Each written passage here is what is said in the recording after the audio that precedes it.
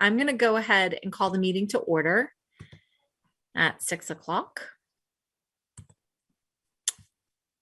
We are going to start with the Pledge of Allegiance. So you guys could all mute, rise if you choose, and say the pledge after me. I pledge allegiance to the flag of the United States of America and to the republic for which it stands, one nation, under God, indivisible, with liberty and justice for all.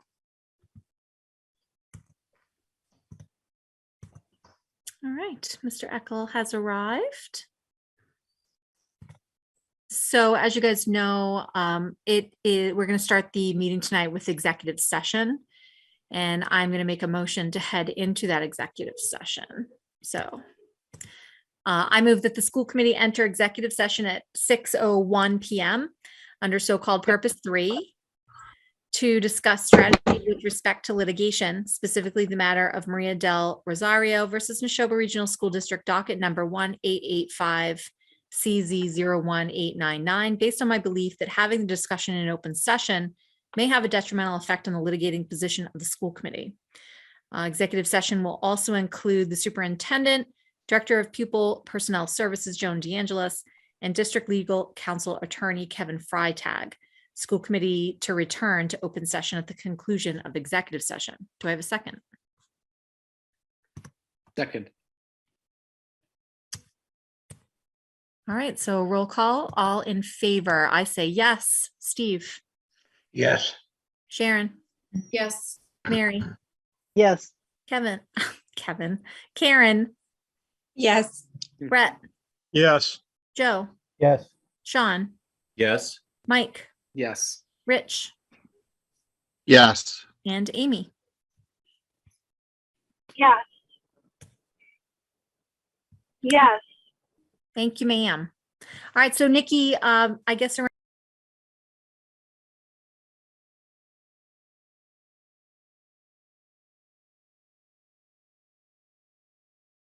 everybody, I do have 4 public comments, so I'm just waiting to see if those friends of ours come in. Let's see, slowly but surely. Hi, Sonia.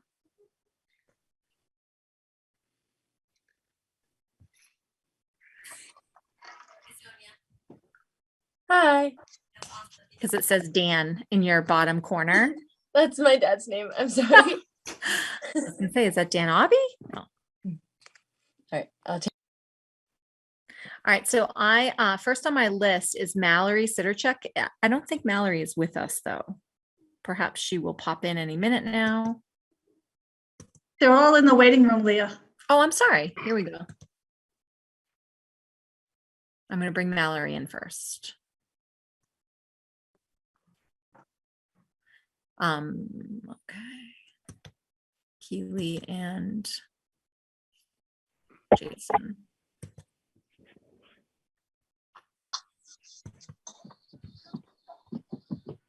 Okay, everybody. So as you can see, we have some community members who are here to speak with us. For the community members who are here, you guys will be given the opportunity to engage in public comment in the order that it was requested. So if everybody could just remain muted while they're not speaking, that would be best. We are going to go in this order. It goes Mallory, Keely, and then I think I see Ellis's iPad. But I think I'm looking, am I looking for Dana? Dana, is that you? Oh, okay, fantastic. Is it possible to change the name on your screen? Just for the public record, people can see who you are. That would be wonderful, if you can. I know on an iPad, it might be hard. One more time, we're gonna go in this order. It goes Mallory, Keely, Dana, and then Jason. So Mallory, you can begin. Hi, can you hear me? Yes. Okay. Hi, thank you for approving once again. I wrote it down this time. Okay, so we all know I'm here to support the continued mandatory masking at the high school. Unmasking them would, in no doubt, trickle down to the entire community and I have no doubt opened the door to conversations about unmasking the middle and elementary school. At the risk of repeating what other parents might say, I'd like to instead share an experience. After holiday break was over, my husband and I made the choice to hold our older kids out of school and activities in hopes of avoiding the COVID surge. We waited 3 weeks, but as soon as I returned my kids back out into the community, they came home with COVID. They brought it home to their 16-month-old sister. And while my 2 older vaccinated kids were mostly fine, my toddler was not. Despite our best efforts and directions from the pediatrician, Claire still became extremely ill. To see my very young baby suffer the way she did was stressful and heartbreaking, and I don't want it to happen again and again and again. I want to live in a community that protects everyone. It feels like most of the people who want to drop masking don't have kids under 5 or any compromised family members or friends. I don't keep my kids home during remote learning year-round just for our benefit. I did it because I'm privileged enough to be home with them and lightened the load for kids who absolutely needed it, the in-school learning, and ultimately to protect our newborn at the time. We waited for the 5 to 12-year-old range vaccine to come out, but now that it's our turn for our younger kids, we get no support in return. It's really a slap in the face for all of the work that we put in. And I get it, we're all tired, emotions are all over the place. I feel sad for all the parents and kids in our community because we cannot agree on the very basic precautions. But honestly, I cannot accept the anti-masking argument. Your comfort does not override my kids' health and safety. Even while I write this, I can hear Charlie Baker in the background, and it's disheartening. I get the sense I'm on the losing side of the battle. So I had asked Mr. Downing, what's your plan? Do you have one? Why lift the mask mandate without one? How do you plan on handling the next variant surge? And lastly, my plea to the school committee to vote, to make the right decision for the entire community. I truly feel bad for those of you on the committee right now. You're making a very difficult decision with a superintendent who has already made his decisions clear and tried to overstep you in his last very vague email. All I'm asking is for the district to wait until all of our kids have the chance to be vaccinated. It would only be fair. Thanks, Leah. Thanks, Mallory. All right, so I will turn it over to our next speaker, and that's Keely. Hello. So per Commissioner Riley and Governor Baker, the masking mandate was lifted today, but I know they left it up to the districts to make their own decisions regarding things. I would hope that our administration would follow suit and that all school grades would benefit from optional masking, not just the high school. There's absolutely no reason why optional masking should be specific to one group and not all. Masking is no longer rational when towns, cities, states, and countries are peeling back mandates and trying to return to a level of normalcy. The consequences of masking our children are being recognized. It is the youngest students that seem to be more severely affected. Language skills, socialization, basic learning has been disrupted and is unclear to what degree and how deeply anxiety, depression, and loss of socialization had adversely affected our youth. But it is clear that parents across the state have emailed, called, and spoke out to the school boards, DESE, and the governor in hope for change, and now there's an answer. But with change, I hope that our community and schools can work together to shift our goals and practices. Emotional health and well-being supports learning. Now's the time to continue to peel back the layers of mitigation. All this time, masks were a Band-Aid and never a solution for things. Our children have always been safe in the schools as transmission in the schools has been very low and has been more in the community. I'm sure it's involved a great deal of work, but the result has been worthwhile in regards to the NRSD dashboard. We've been able to track the highs and lows and see where it's been community spread versus school spread. I know based on the testing, we were able to identify a lot of that. And finally, I would like to say, or I shouldn't have to say this, but I want to clarify that optional masking does not mean anti-masking. It does not mean that I don't care about you or your family or those who are too young or immunocompromised or unable to care for themselves. There's a growing divide on this issue, and it's pitting one person against the other. Simply, all families are different, and that is natural.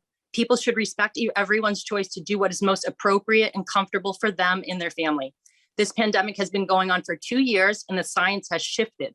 At this point, everyone can responsibly make decisions, and those decisions represent how we have learned and grown as a community to support a progression.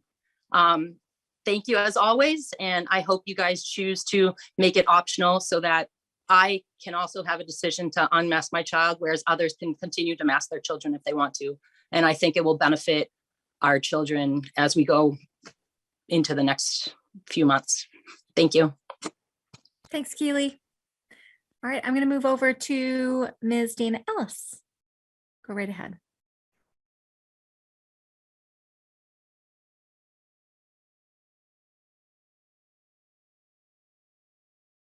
Dana, I think you might be muted. I'm so sorry.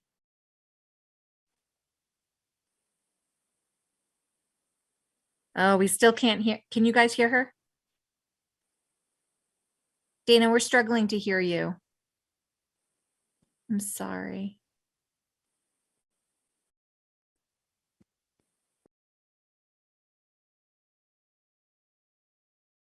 I think we're gonna maybe move over to you, Jason, and give you the opportunity to speak while Dana tries to figure out her technology. Is that okay? That works. Can everybody hear me? Yes. All right. All right, guys. All right. So I did write down some of these with the help of my wife, of course. Some things before, so I will read and not look. So I apologize for that. But here we go. So hello, Superintendent Downing and the members of the school committee. I want to thank you guys for the opportunity to speak tonight and for all your hard work throughout the pandemic. It's been a really long and tiresome road, and I appreciate the dedication to providing our children with the best learning environment despite all of these horrendous conditions and really trying times. As Leah said, my name is Jason Kilo. I am an immunologist who's dedicated really the majority of the pandemic to learning and understanding the science behind the virus. I was actually working with patient samples at one point and working on trying to create proactive and solutions and drugs for this awful pandemic. During the pandemic, different variants have thrown curveballs, which have changed the recommendations from the CDC, scientists and doctors, as well as the obvious political influence on both sides, which has led to a lot of distrust and confusion with what actually is the best course of action to protect our children and community. The current CDC guidelines just yesterday stated that now is not the time to remove universal masking in our schools, despite what has come out from the governor and others. But that is it's currently the best strategy, mitigating strategy we have, as the vaccine is proven not to lower transmission of the Omicron variant, but it only lowers the possibility of severe illness and death. There are other ways that COVID affects people that are not considered severe, but have long-term effect. The long COVID is a serious issue plaguing our country with regards to labor, first responders, and other vulnerable populations. While those are kind of some of the facts I think most people have heard out there, I believe the most important argument for continuing to mask is that our children, for the majority of families, are forced to be in school. The vaccine does not stop infection, and therefore we really need to do everything possible to stop the spread. And 80% or even higher in some cases, I think it's up to 88% in some places, vaccinate really doesn't mean much with this variant. Because if the virus is affecting those vaccinated, they can still spread the disease, the virus, and sorry, I lost my place. And most likely future variants will. It may also increase the number of asymptomatic cases, further increasing that spread. People may still bring the virus home from school or other places and infect those that are vulnerable. Masking is really the only proactive way to prevent this. The new at-home testing program combined with the school testing are amazing tools to help stop infection, but it's far from what we need to keep our children, teachers, and community safe. The at-home testing requires that all of the community to report and take the test correctly, which is really difficult, unfortunately, in these times where we're so heavily divided. Most of our community is being really good about this, I will say, but it only takes very few to messed that up, I think. To finish, I completely sympathize with how tired and frustrated and just plain done with the pandemic everybody is. I think that's probably oversaid, but the virus will become endemic and have to be lived with, but we're not quite there yet. We're close. That being said, masking is really the only thing the school has control over to make it one less place to catch and spread COVID to our vulnerable loved ones and community at large. I think instead of being reactive, I hope the school community will be proactive and continue the masking. It's something we're all used to. And thank you very much. Sorry if that was a little long. That's okay. Thanks, Jason. Appreciate it. And I think that maybe Dana, do you want to just say hello, see if I can hear you?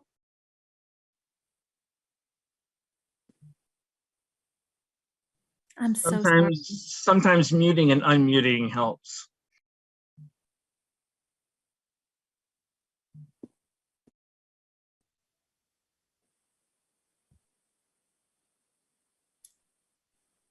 Oh, I'm so sorry. Are you connected to a Bluetooth? Anything Bluetooth in your house? Sometimes the speakers change.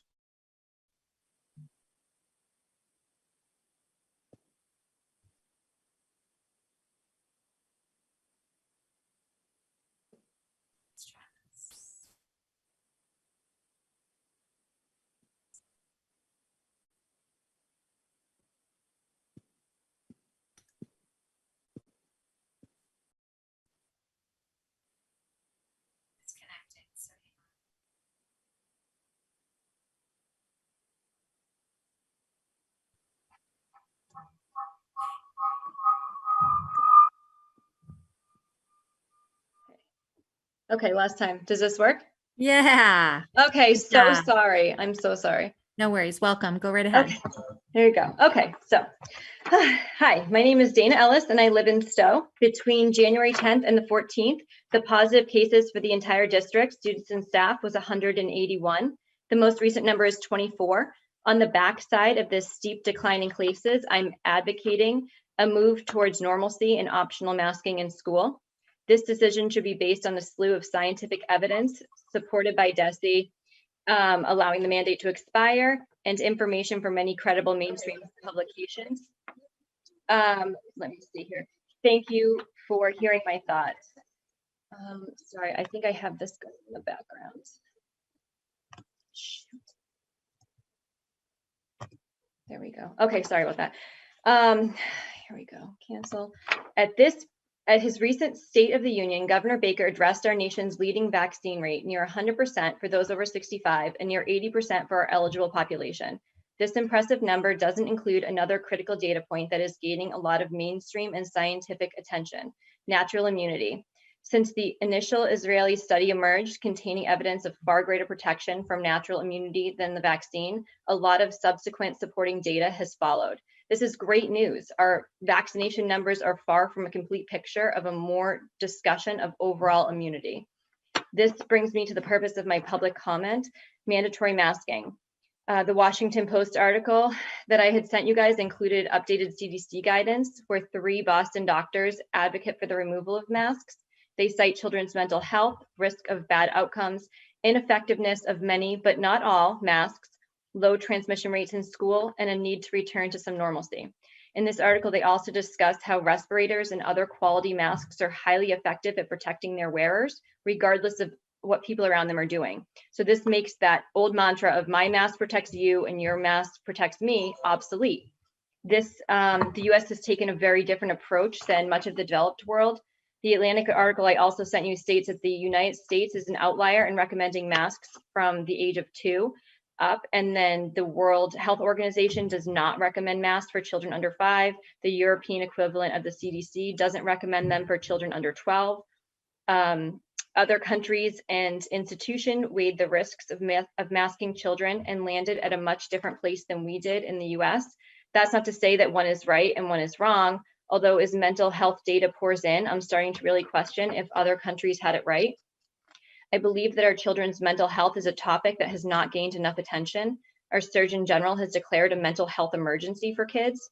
Research funded by the NIH has shown that children born during the pandemic score markedly lower on standard measures of verbal, motor, and overall cognitive abilities. And research by the CDC reports a 51% increase in suicide attempts in teenage girls. These examples barely scrape the surface of the broader mental health impacts our kids have faced these past 2 years. I think the New York Times morning newsletter has done a great job putting the many pandemic risks in perspective.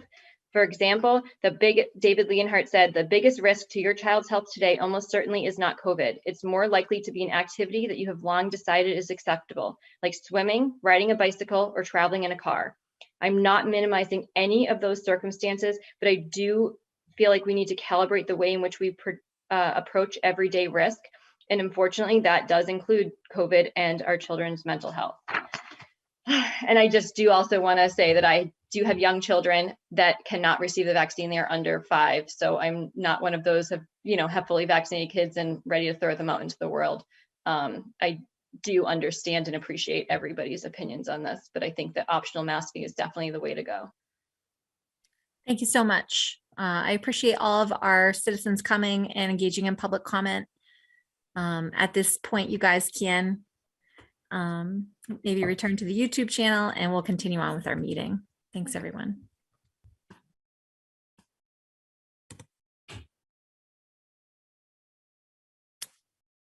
All right.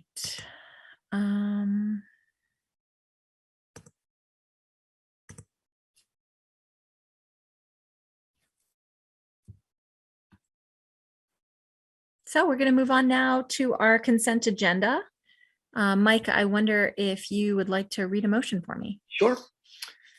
I'll move to approve the consent agenda of February 9th, 2022, containing the meeting minutes of January 26th, 2022, and the warrants of February 11th, 2022. Do I have a second? Second.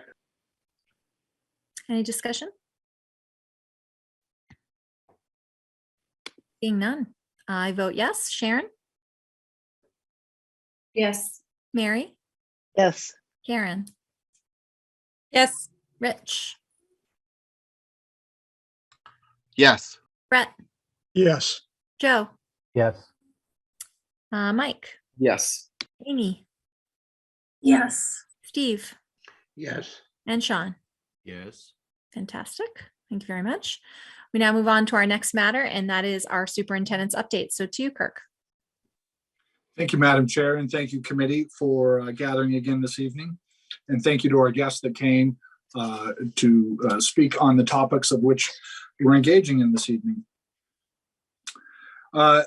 Moving through the report tonight, I'll briefly talk to the communications I put out the last couple of weeks. The at-home antigen test program is up and running, and tests have been distributed, and people are using those at home. We have continued with PCR, weekly COVID safety checks at our schools. And so we have a strategy of utilizing both home and school to comprehensively assess our students, to test our students for COVID-19. And having this opportunity really is a major shift. It's a much more comprehensive testing approach when we can provide these at-home kits to folks so that they can be testing at home prior to sending their kids to school. And it also really demonstrates a partnership between school and home on we're in this together. As I've expressed in our data sets before, the overwhelming majority of the cases that are reported on our dashboard are not found through in-school testing. They're found at home and reported to us. And we include that in our data sets so that we can notify families if there was a close contact situation, or as we shifted to the email situation for classrooms recently. So with that, the chart is included on when we would like our families to be doing their at-home testing in coordination with the PCR testing at school. Last Friday, I sent an email to the community regarding my recommendation to consider optional masking at beginning March 7th at Nashoba Regional High School. That was based on when I reported back to you that we received the waiver from the state for the masking mandate, And so it was an effort to continue with that expectation we had before.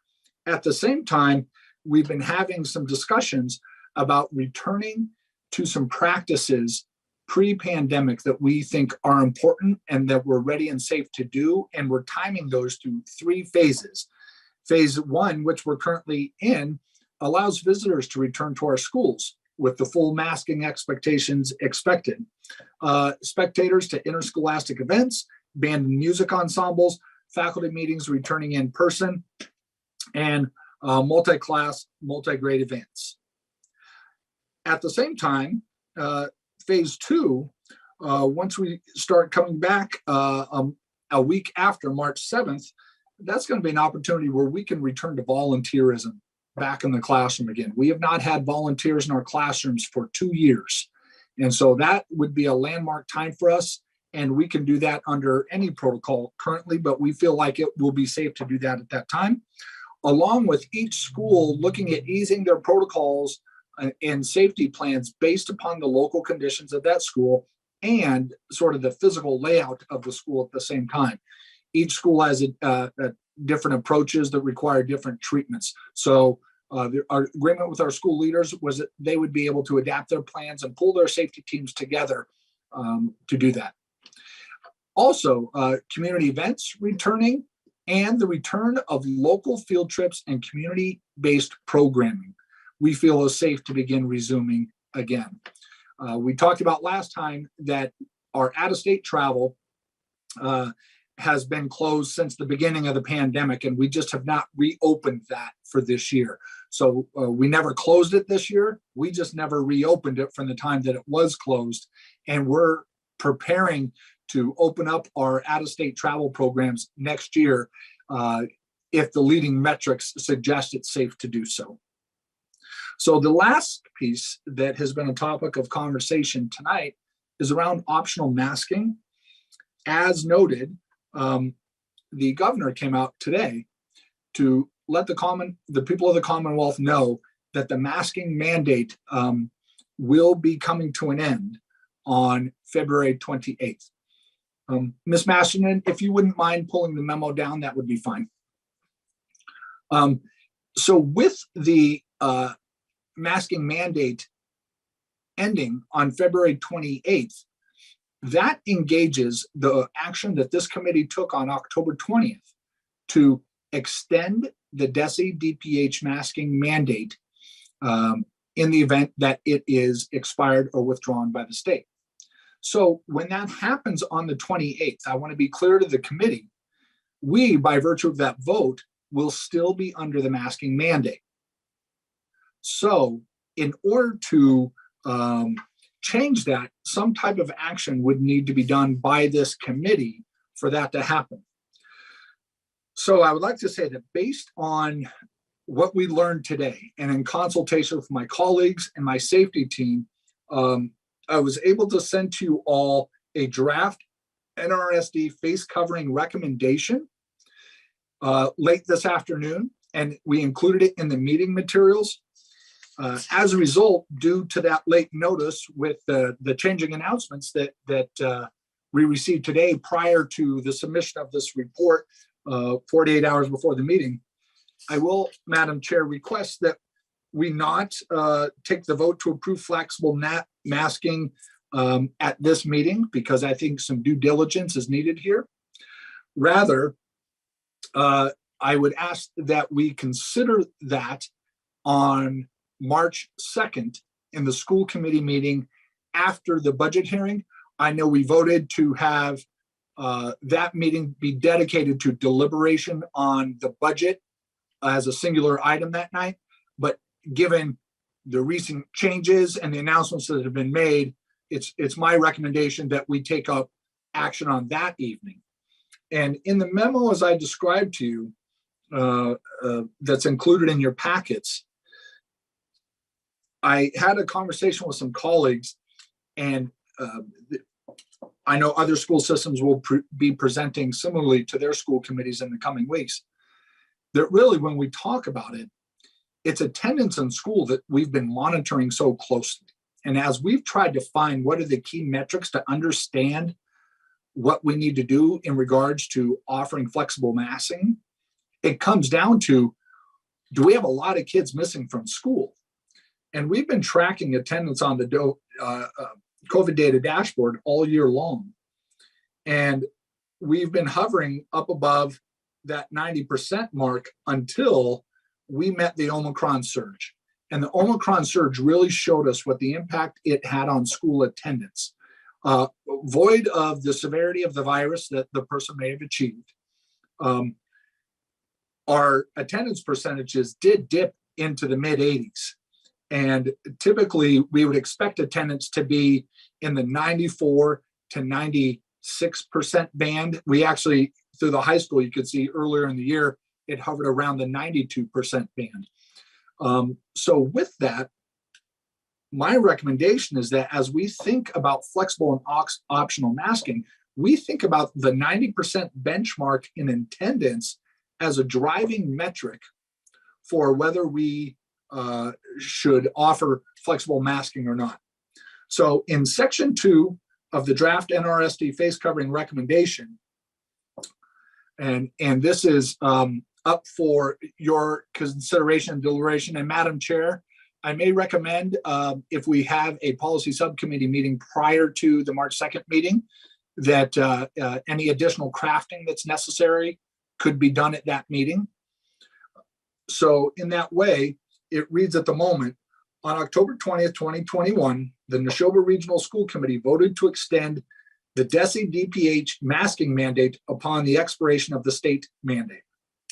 On February 9th, 2022, Governor Baker announced the state mandate will expire on February 28th, 2022.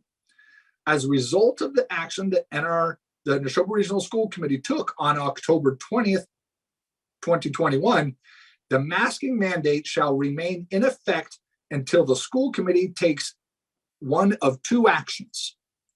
The school committee shall either rescind the mandate extension passed on October 20th, 2021 for all schools, or shall authorize the superintendent to lift the masking mandate on a school-by-school basis.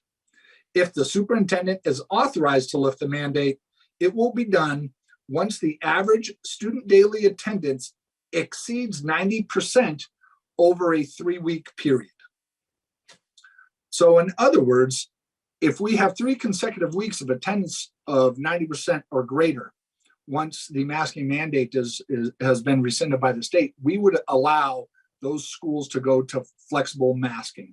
And for those that think it's important to continue masking, we will work with the mental health teams, our faculty and staff, to ensure that we have safe, respectable processes for people that make that choice. In the event that the metric were to fall back below 90% or were to any other circumstances warranted, I, as the superintendent, would reconvene my advisory team, consult with the local boards of health, our district physician, and notify the school committee of any intention to reinstate the masking mandate as written. And if that action were taken, we would reinstate for a minimum of a 2-week period or more, if that were the case. So I'm going to pause it at this point in the report because I think it's warranted for any questions that I can answer there that would provide some clarity. So Kirk, just for starters, I wanted to make sure that we remember we changed the hearing, that meeting date to March 1st, I believe, to avoid Ash Wednesday. Madam Chair, you are absolutely right. Thank you very much for that reminder. Okay. And I think over to Sean. Kirk, only one question and sort of a little bit of a concern. Obviously, the communities are very passionate about and is sort of watching us to sort of see how we react. And I'm very much for the words due diligence. And so that being said, I don't want to sort of lead them into what our decision's going to be when the time comes around for us to make a decision. I think we sort of need to hear out everybody involved. And so I appreciate sort of where you want to sort of go with this, but I think the communities really want to be heard on this. And I think we need to sort of open up that opportunity. But I do appreciate your guidance, and at the end of the day, it's going to be your decision, but we're obviously we're under the microscope here. Well, in response to that, Mr. Windsor, it ultimately will be your decision on the pathway to take as a member of this committee, the committee's decision, essentially. So you would either take a decision as a committee to lift the masking mandate, a decision to authorize the superintendent to lift the mandate on a school by school basis based upon the criteria I described, or the third option is take no action at all, of course.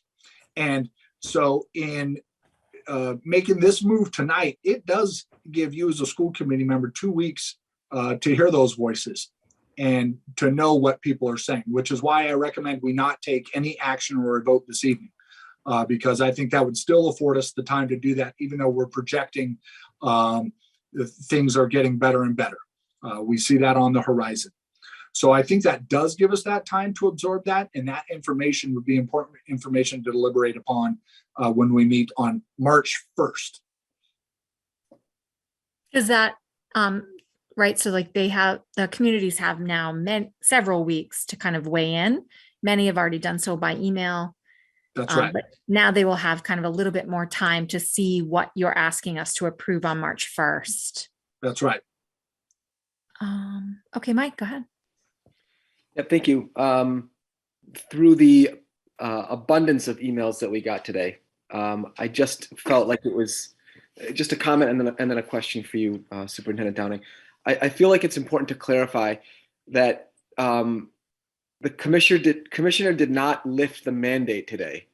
He did not lift the mandate. Right. He simply stated that it would not be extended. So currently, we are under state mandate until February 28th, at which point it falls back onto the decision at the local level. That is correct. Okay, so we got a lot of communication that felt like there was some misunderstanding there. And the second point is a question for you, Superintendent Downing. The two primary actions that we can take, I wanted to see if I understand this correctly. We can either authorize you, the superintendent, to lift the mandate on a school by school basis, or simply wholesale rescind the mandate and then it's open up to all levels. Is that right? That would be correct. In other words, or take no action at all, Mr. Right. If we choose the latter, meaning we simply rescind the mandate extension, that removes the decision. It takes the decision off of your plate. It simply falls on the school committee. Is that right? Correct. Okay. Just want to be clear. Thank you. And that's why, Mr. Haresh, that I'm indicating to you my thinking, because I wouldn't be asking for the authorization if I wasn't being transparent about what that potential decision is going to be. Yeah. Right. All right. Thank you. Any other questions, Karen? And just to clarify, if we fully removed the mandate, then those metrics in terms of attendance, et cetera, would not exist. They would not apply at all. It would just be everything is open, no mask, and there is no monitoring in terms of when we may need to remask or any of that. None of that would be in place, correct? It would, well, it's a little more nuanced than that. Yeah.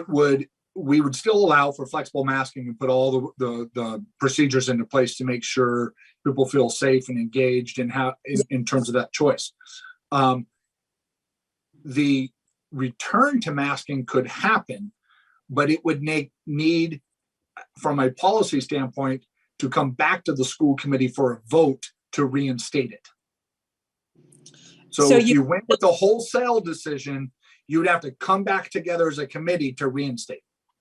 And you would still be using the same metrics to come back to us to ask to reinstate. So you would still be following the attendance and those pieces if it was fully removed. Okay, I just want to make sure people understand. Yeah, because and know that we're just as frustrated with our community when metrics change and recommendation from public health officials change. particularly around athletics. My heart goes all to our families that have children participating in interscholastic athletics, because quarantine recommendations change all the time. We just got notice they've shifted back from the 10-day to 5-day quarantine recommendation for athletics after we had adjusted our policy based on the 10-day recommendation that came out with the onset of Omicron. So it creates this situation where our community feels like the school district is changing the terms all the time, when in actuality, we're enacting what the public health officials are telling us that we need to do for participation in those activities. So I'm going on a little bit of a tangent here, Ms. Devine, but I think your point is accurate in that if you go the first option, anything we do after that would require school committee action. If you go with the second option, it authorizes me to be more agile and make decisions in a more immediate fashion in the event that, say, there was a spike that came upon quickly. Okay, thank you. Go ahead, Sharon. I just wanted to build on a little bit on what Sean was saying, that the communities want to be heard. And I think, we're hearing feedback from the communities about, what their wishes are to continue to mask or to let the masking mandate drop. But I'm wondering, have we, or do we have a way to ask our kids? Because our kids and the teachers, they're the ones that are impacted by this every day. They're the ones that are in the buildings wearing the masks all day. And I would be really interested to know what our children think about wearing masks. Are they hoping for them to go as soon as possible? Are they feeling like, they feel pretty safe with the masks and it's not a big deal? I'm just wondering if that's an option. Ms. Pock, I can speak to you narratively about that. As part of our work on Nashoba Portrait of a Graduate, I met with the student council at Nashoba Regional High School, 36 students to be exact, and we discussed this very point. It was nearly unanimous in the room from the students that they look forward to and want optional and flexible masking choices. That being said, our discussion evolved into the discussion of, for those that choose, how do we ensure their emotional and social safety if they choose to wear a mask around folks that are not wearing the mask? The school committee was adamant that they would do promotional campaigns and build supportive structures in the school as a student body for that moment, because they want to ensure that their friends are being respected and honored in that scenario as well. So I did have a conversation with the student legislative body at the high school around that very issue. I think Sonia might be able to weigh in a little bit. That's okay. Yeah, Kirk said it really well. We have kind of a mixed group of voices, like as kind of echoed in the rest of our community, but there is that like want to take off masks because it really does suck, but there's also like a really big community that just knows like that it is keeping them safe. So I think it's as much of a difficult like decision as it is for grownups, but I would be more than happy to send out a little survey. I send them out a lot just like for other things that could reach a large proportion of the student body if we want to gather some more like direct numbers or just like opinions of the students. Sonia, you were in that meeting. Yeah, it was really awesome. And so would you agree that it was an overwhelming feeling of the group that is something that they desire? Yeah, to have the option, I think is strongly felt, I think. Yeah. Thanks, Sonia. So I would defer obviously to Kirk and to Kate to do any data collection so that we can make sure it's reliable. And if that's something that you think you want to do or want to grab onto, please feel free. I'm going to throw it over to Amy. Thank you. Sorry, I've got a frog in my throat here, but I wanted to thank the superintendent for giving us some time to think about this a little bit more and hear from the community and allow them to weigh in. I guess I just need some clarification from our chairperson or from the superintendent, because in rereading the motion that was made in October 20th, I'm a little confused as to why we're only being given 2 choices for how to proceed going forward. Because it seems to me right now we have a motion in place that extended the mask mandate for our schools in the event that Commissioner Riley allows the state mandate to expire. That's what we're finding ourselves in the position of. Correct. Right?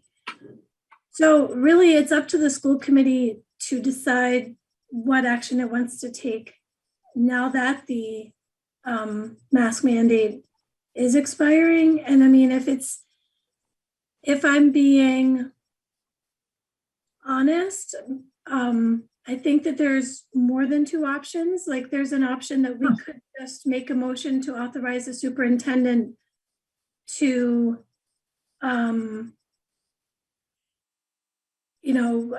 exercise judgment to lift the mask mandate on a school by school basis and leave it at that, or just lift the mask mandate or any number of options. Isn't that, am I misunderstanding? So I just want to jump in really quick and say, Amy, you're absolutely right. At this point in time, we are under our own self-imposed mask mandate. Mm-hmm. And well, so after February 28th, right? After February. Like for the rest of the year. But after February 28th. Yeah. So, I mean, right now we're under the states, but after that, we're under our own. And so, we have, I think, one clear choice, and that is to just rescind that vote. If we don't like that idea and we want to keep the locus of control closer and manage it slower, we're going to need something else. And so the something else has to have kind of a concrete form.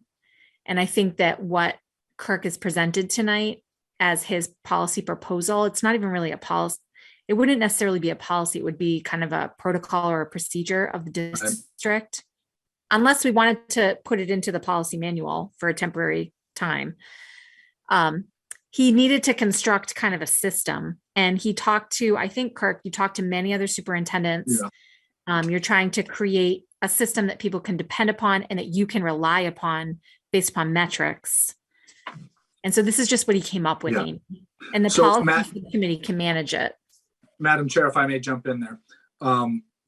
That was a product of the discussion. I don't have the minutes of that meeting in front of me, but the discussion was around the authorization piece, and a couple of members shared the notion of authorizing the superintendent, and then a couple of members shared, can we look at some more well-defined criteria for what that would be? So this ultimately is that, and our data dashboard was actually born of that meeting so that we can find the data points that we needed. And then ultimately what we've come to find is all those data points that we created all lead back to one significant data point: kids in school. And that's why attendance is such a valuable metric, I think, in helping assist that decision and monitoring daily student attendance closely. So what I'm offering you tonight is in essence more detail and a response to some of the committee's suggestions on October 20th. Does that help, Amy? It does. I appreciate the insight into the structure that would be in place if we rescinded the mask mandate. I'm just trying to make sure we're not setting up something that's more complicated than it needs to be, especially if we're giving the superintendent, if we're headed towards giving the superintendent authority to make these decisions. So can I jump in really quick and ask, Karen, do you feel like and Sean, actually, do you feel like we could set up a policy subcommittee meeting between here and March 1st to kind of hash out some details? Yeah, I think so. Sean, does that seem doable at some point? Does, but for the fact that I'm concerned about, I don't know if we're experienced enough to sort of make policy in regards to something as sensitive as this. So we wouldn't necessarily change any of the substance. We would just kind of shore up the language based upon a discussion that can ensue now.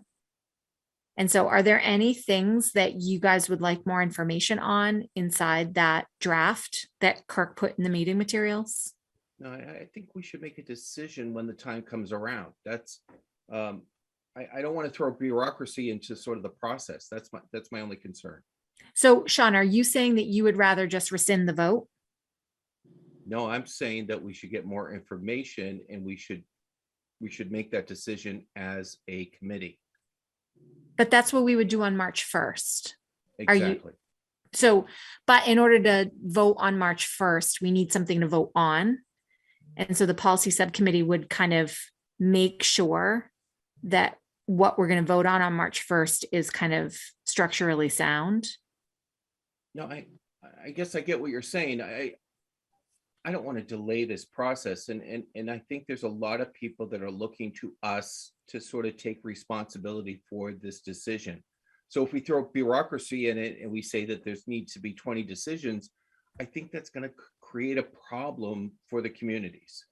Can you say more on what you just said there, adding in more decisions? So when Kirk uses the term due diligence, that sort of indicates to me that he wants to sort of gather information, present it to the board, and then the board makes a decision.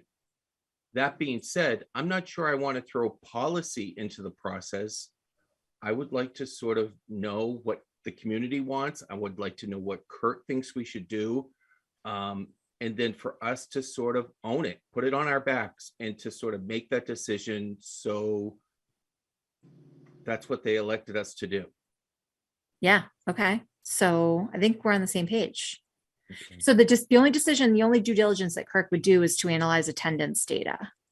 And if at any point the attendance data drops below 90% for 3 consecutive weeks, masking would be reinstated. Is that right, Kirk? Yeah, and I guess the only reason why I suggested that we visit with the subcommittee is not for drafting school committee policy. It's just a mechanism where we can wordsmith, just to make sure the language is tight. That's all.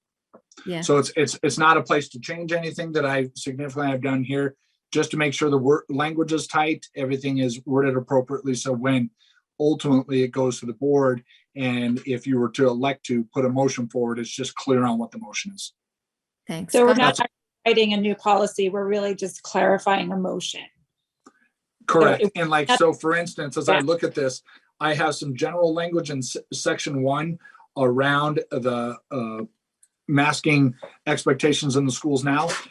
It's not the exact language of the face covering policy we have now. So I think like a basic substitution of that would need to be in order, just to make sure that we're lined up on those things. Okay. Rich, I think you might have had your hand up.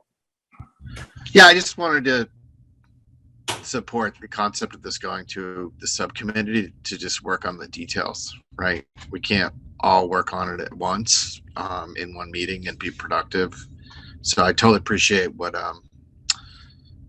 Member Windsor was suggesting, but I actually think this is a process that we do all the time, right? We refer things to different subcommittees to work on the details and bring it back to the committee for a vote and consideration. So I don't think this is out of the ordinary, and I don't think we're shirking any responsibility. I don't think we're inducing bureaucracy. I think we're operating like we normally do. And I'm glad we're doing it. Okay, thanks, Rich. Kirk, would you mind joining us at that policy subcommittee meeting? Yeah, I'd be happy to do so. Let's just coordinate our calendars to do that. Okay. Any other comments before we move forward? Madam Chair? Yeah.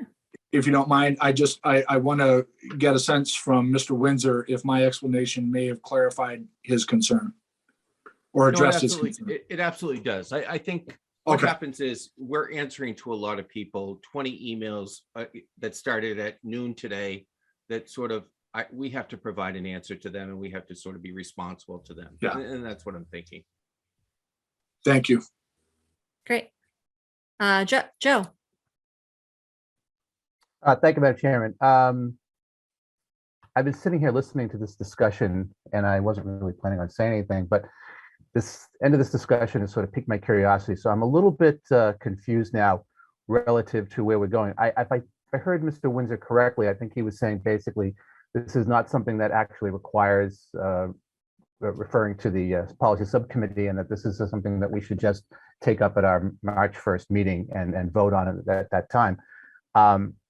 So if that is in fact what the sentiment of my colleague from Lancaster is, I would support that. I mean, I think that what has been presented to us in draft form is pretty well laid out and appropriately detailed. But if first of all, I guess the question is this in fact a policy of the district, or as you said, Madam Chair, a protocol or procedure that we're doing?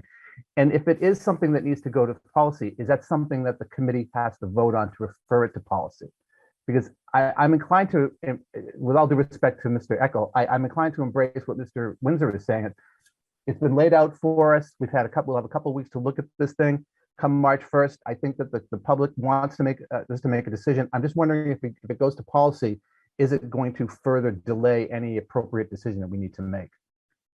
So it would not delay. It would just give a little working group time to shore up the language, because, for example, Kirk section 1 is not identical to our current face covering policy, which is in the online manual. That needs to change.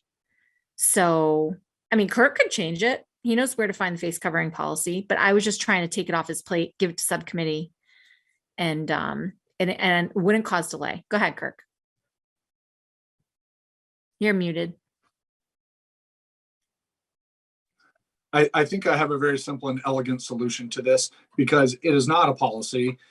We can insert it, and these are procedures. You can think of it as an addendum to the handbook in many ways, right? So that being the case, I could just work on it with a school committee designee to do any refinement that it needs to be, since it's not a school committee meeting. And that doesn't require a public meeting or a school committee meeting or anything, because we wouldn't have a quorum present. It would just be a designee that I would work with to just make sure it's tuned up and ready for the March 1st. That's all. And no substantive changes are going to happen? No substantive changes are anticipated. Can you guys just give me a thumbs up if you would rather that be the move forward? Thumbs up if you want that, if that's okay with you. Seeing a lot of thumbs ups. All right, so Kirk, there you go. We're going to move on to our teaching and learning update. Thank you, Dr. McGuire. Good evening, everyone. I'm here to update everyone from the teaching and learning department. So tonight I'm really pleased to give everyone a real-time update on our Nashoba Day of Professional Learning, which the theme we have crafted as elevating voice and embracing equity. So on Friday, the 18th of March, we will virtually hold our annual Day of Professional Learning for faculty and staff. This year's theme, Elevating Voice and Embracing Equity, will focus on 4 strands. And what I've done is I've linked the 4 strands there for you: culturally responsive pedagogy, centering equity and social justice, safe and inclusive learning environments, as well as integrating social emotional learning with academic instruction. If you click on each of those links, they'll take you to a variety of the workshops and presentations that we'll be offering on March 18th. Workshops focusing on equality, safe learning environments, service learning, academic equity will all be offered. The district is also participating in a keynote address from Katie Novak, who is the co-author of our district read Equity by Design. She and her co-author, Mirka Chardin, offer the blueprint for weaving universal design for learning practices with equitable opportunities and outcomes for all students. Katie will also be offering a workshop right after her keynote speech, right after a lunchtime. What I've also done there too is I've linked the student design logos, which were created by our high school graphics design class. Dan Berube class participated like they do each year in crafting a variety of logos for us. And oftentimes the PD committee and schools pick just one logo, but the logos were just so fantastic this year that we wanted to include them all. So you'll see a variety of the logos in all of the literature that we present and use at this year's Professional Development Day. So we're really excited by the amount of engaging and rich opportunities that we have this year for all of our participants. We'll continue our work with these essential and important topics moving forward. They relate strongly to our district improvement plan, and as well as our visioning moving forward and our strategic planning moving forward in the work ahead. I did just want to give folks a preview on the pamphlet that we have created for everyone. Are we able to see that? Yes. So this is, you know, the pamphlet and the flyer that will go out to all district employees. We also send it to area schools. We also invite folks from other schools to join us if they so want to join us. And so this will be the flyer that goes out with the theme. And I just also wanted to show you this to give you a sense of the variety of workshops that we're offering. You can see some of the optics and images that some of our students created in the graphics design class. The agenda for the day, we're going to actually be offering 3 workshop sessions this year. A biography on our keynote speaker there, Katie Novak, who is an actual former assistant superintendent in the state of Massachusetts. So a lot of us know her pretty well. And then just to give people a sneak peek at a variety of the sessions that we're offering. So we're offering sessions on anti-racism in the classroom, social emotional learning in the math classroom, Asian American model minority myth, anxiety management, emerging America, LGBTQ, training for coaches in athletics, some mindfulness work in the classroom. We also have someone presenting and doing a simulation on what it means to be homeless and what she does with her students and sleeping in cardboard boxes overnight on the football field and raising money for homelessness in local area shelters. So we have a wide variety of workshops coming on March 18th, and we're really excited about the day ahead. So more to come on that, but as the flyers come out and the registration come out to you folks, we invite you all to join us on the 18th. Thanks so much, Todd. That's amazing. And those Thanks. logos are very impressive. Yeah, really impressive. We couldn't pick one this year. They were too good. That's awesome. Madam Chair, if you'll indulge me, I just want to take this opportunity to thank Dr. McGuire, but also celebrate the hard work that he and the entire teacher and learning team have put into this event. With the change in onset of Omicron, we've changed plans several different times. Dr. McGuire didn't blink. They kept their focus, and they really have an outstanding day of professional development plan for our teachers. So thank you, Dr. McGuire, for your hard work. Yeah, kudos to the administrative team, the teaching and learning team, and really everybody. It is a collective effort, as it is every year. And even when we do it virtually, you know, it'll be a great day. So when we did it that way last year, so we're really excited. So we invite all of you to join us if you can, even for a session or two, or just the keynote speaker if you've got an hour. So, but more to come on that, and I'll be sharing those details with everyone. So thank you so much. Terrific. Thanks. All right, everybody, we're going to move on to new business, and we're going to pick up high school's program of studies. So to you, Kirk, and perhaps Kate.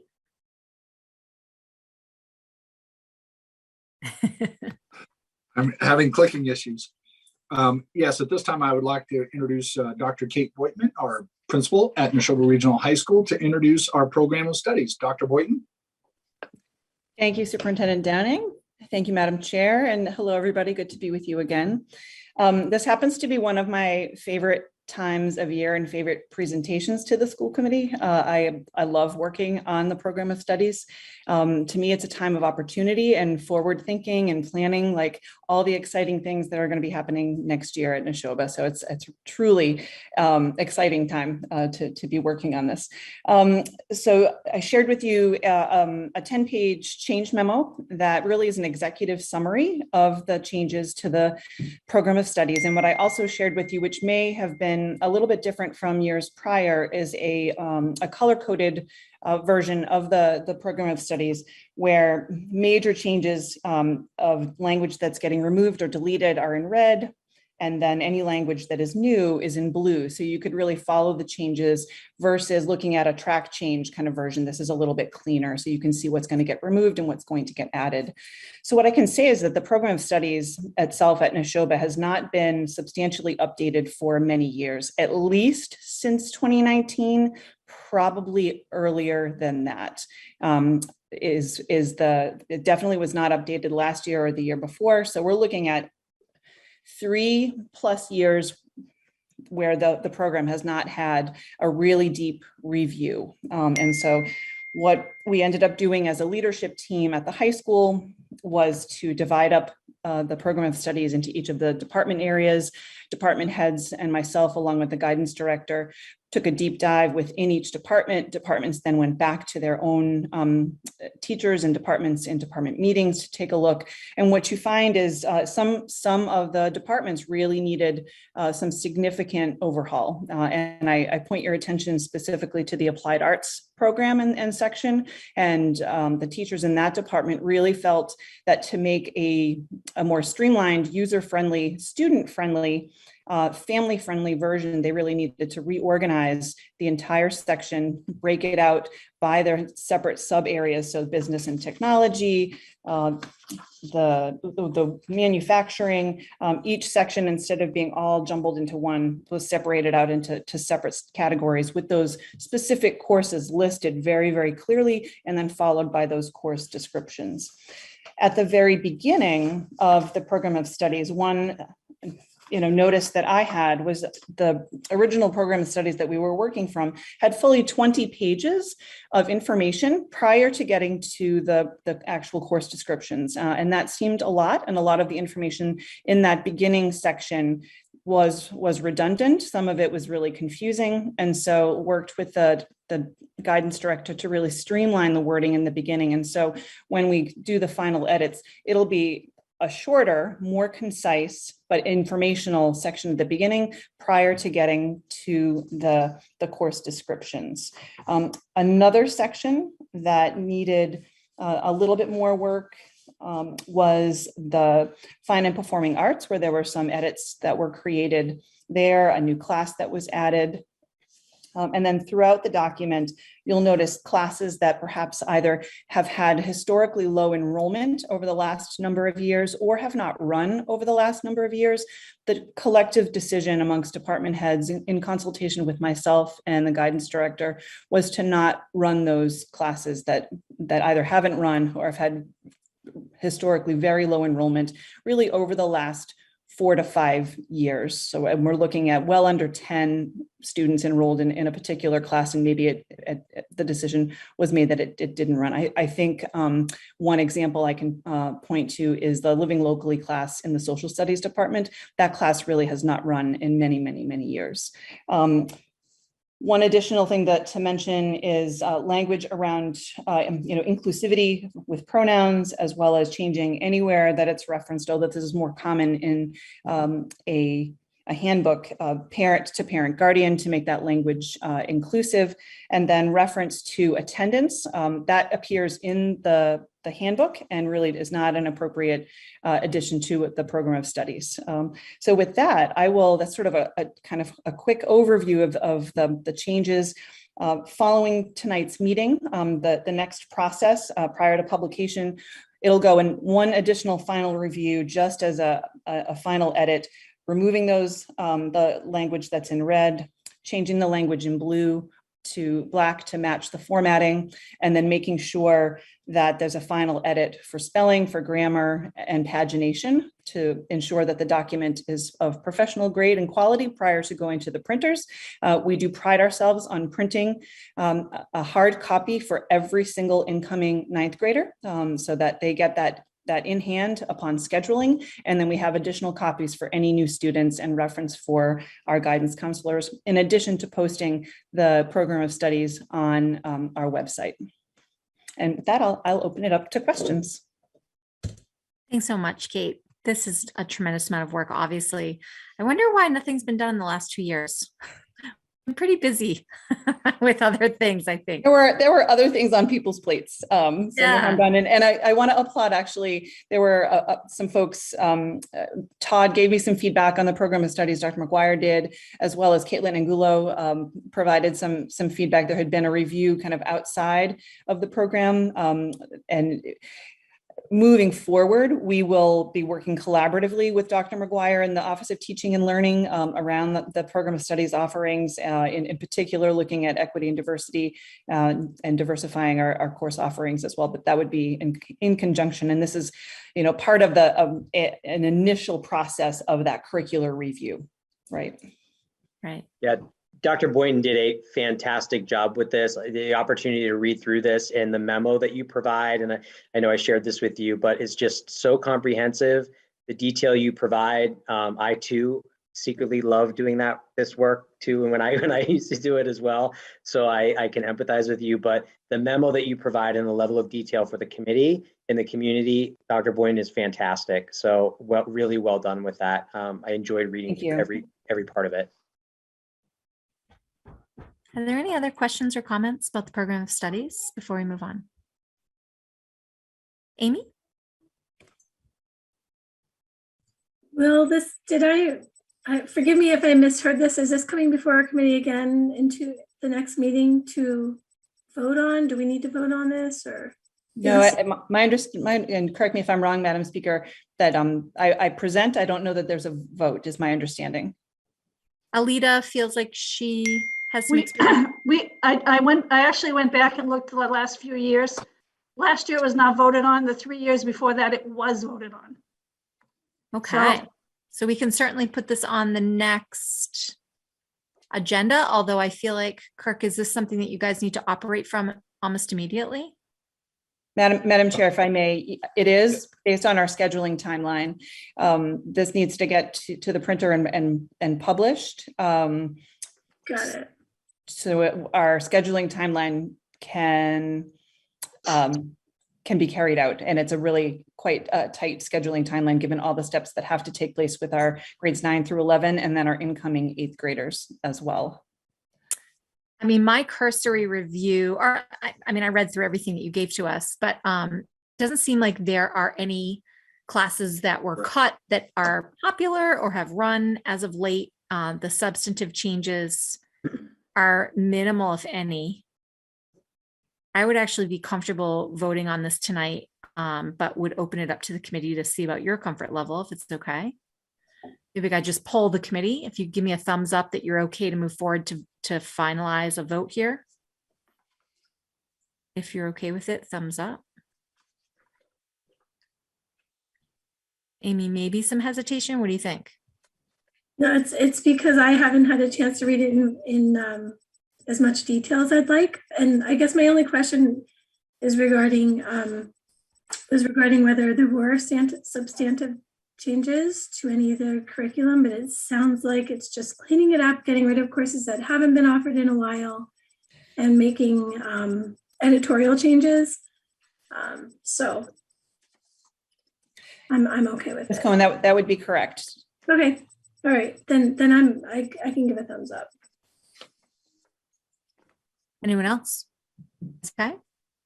Madam Chairman, just a point, just a minor point, and forgive me for being a buzzkill here, and I don't wish to, I'm all in favor of voting on this tonight, but I'm looking at the agenda, and this falls under, I believe it falls under new business, and it's information only.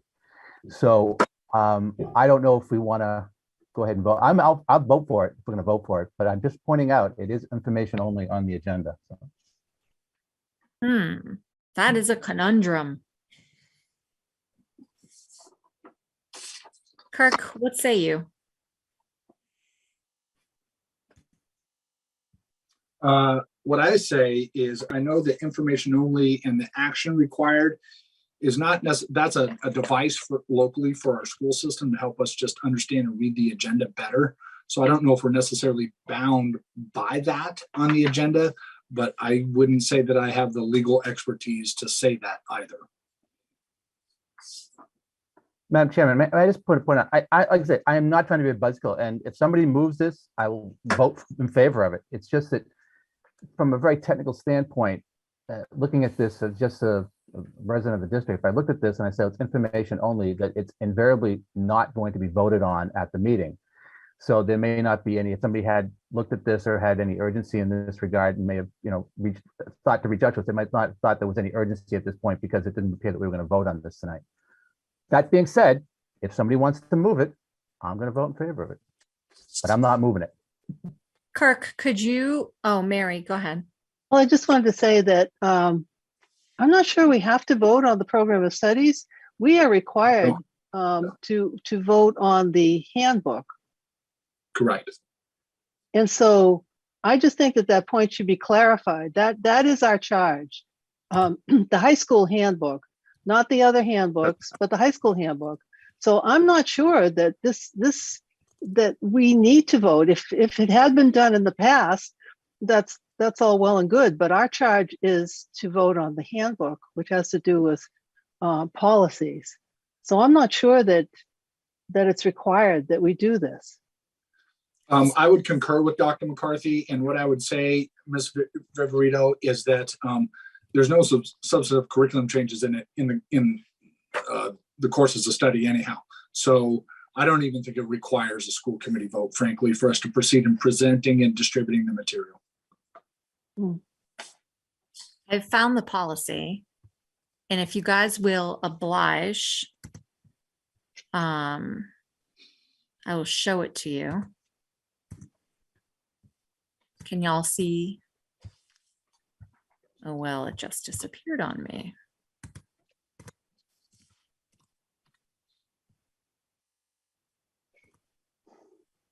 Approval of handbooks, right? No. Program of studies, sorry. I might be wasting your time.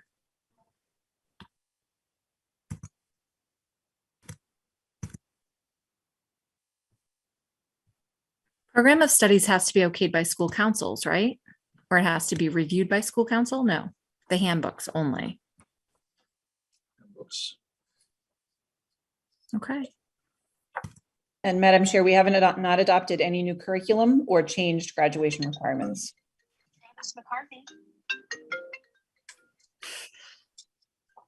So this policy states that the school committee would receive reports, of which you received this evening. Good job. I'm going to stop sharing, and we will not proceed with a vote, but just say thank you for your report. Everybody okay with that? All right. So I'm going to thank Dr. Boynton one more time for bringing that to us. Thank you, Kirk, for helping us see the changes that you're making. And we look forward to continued great things from the high school curriculum. Thank you, Madam Chair. Thanks, everybody. Thank you. All right, everybody. So we have our next matter on the agenda is our Drj presentation. And Alita, would you mind letting everybody in from the waiting room for us? So I'm going to thank Dr. Boynton one more time for bringing that to us. Thank you, Kirk, for helping us.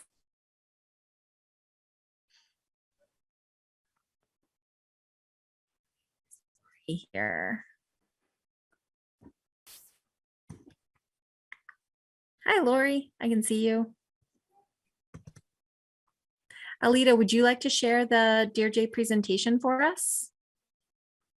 And I will start by introducing you all to, one more time, our leader of our school committee advisory, Drj, Lori Burnett. Lori is here to introduce her group and continue to provide us with advice. So welcome, Lori, and all the members of Drj. All right, great. Thank you so much for inviting us here tonight. We're really excited to have this opportunity to be with you, to introduce ourselves and to share our vision for our work and to respond to any questions you might have. We wanted to just start off with introductions. So I will just start. As Leah said, my name's Lori Burnett. I'm the parent of 3 students, 2 of which have graduated and 1 who's a sophomore at the high school. My background is also in education with a focus on supporting schools and districts in creating and sustaining educational access, engagement, and success for students who have experienced adversity. And I will now pass it on to Lindsay, and maybe we can go through with our introductions just through the list there that Alita is sharing. I think I saw you there, Lindsay. Yep. Hi, again, to echo what Lori said, thank you for inviting us tonight to the school committee meeting. My name is Lindsay Shavs. I'm a resident of Stowe. Professionally, I also have a background in education. I've been an educator for the Boston Public Schools for almost 20 years, both as, well, I should say multiple roles, but as a classroom teacher, as an instructional coach, and also as a school leader. My husband and I have 3 girls, a 4-year-old, a 2-year-old, and a 7-day-old who's in my arms currently as we speak.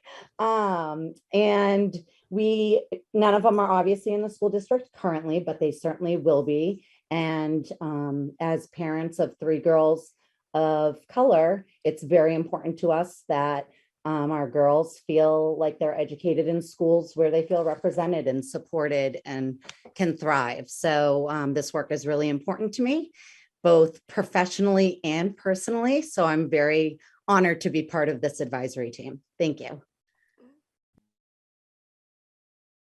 Willis, do you want to go next?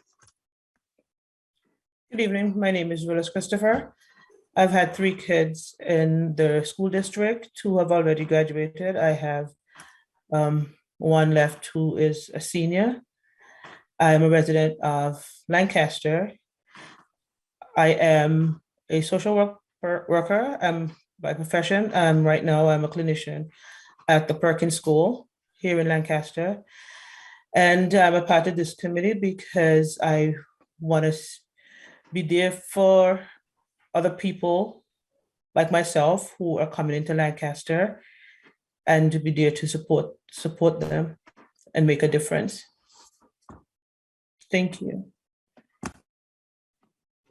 Good evening. I'm Greg Denson. I'm a teacher at Nashoba Regional, and I'm part of Drj because my students made it clear that we needed to be doing more and doing better. And so when asked, I accepted the invitation to be a part of this group, and I appreciate you inviting us to be here tonight. Hi, I'm Kristen Hara. I am also a teacher at the high school. I teach English and have been at the high school since 2003. I'm also a resident of Lancaster and the parent of a 4th grader in Lancaster. So I find this work to be really important to me, both as a parent who wants her child to have the best educational experience possible and kind of the best awareness of the world possible, and as a teacher who is really committed to offering a truly equitable education to all of the students who go through our school system. Thank you. Hello, thank you for inviting us here tonight. Thank you to the school committee and all the members. My name is Kelly Lawler and I live in Stowe. I have a kindergartner that goes to center school and I have a 4-year-old that will be right behind him.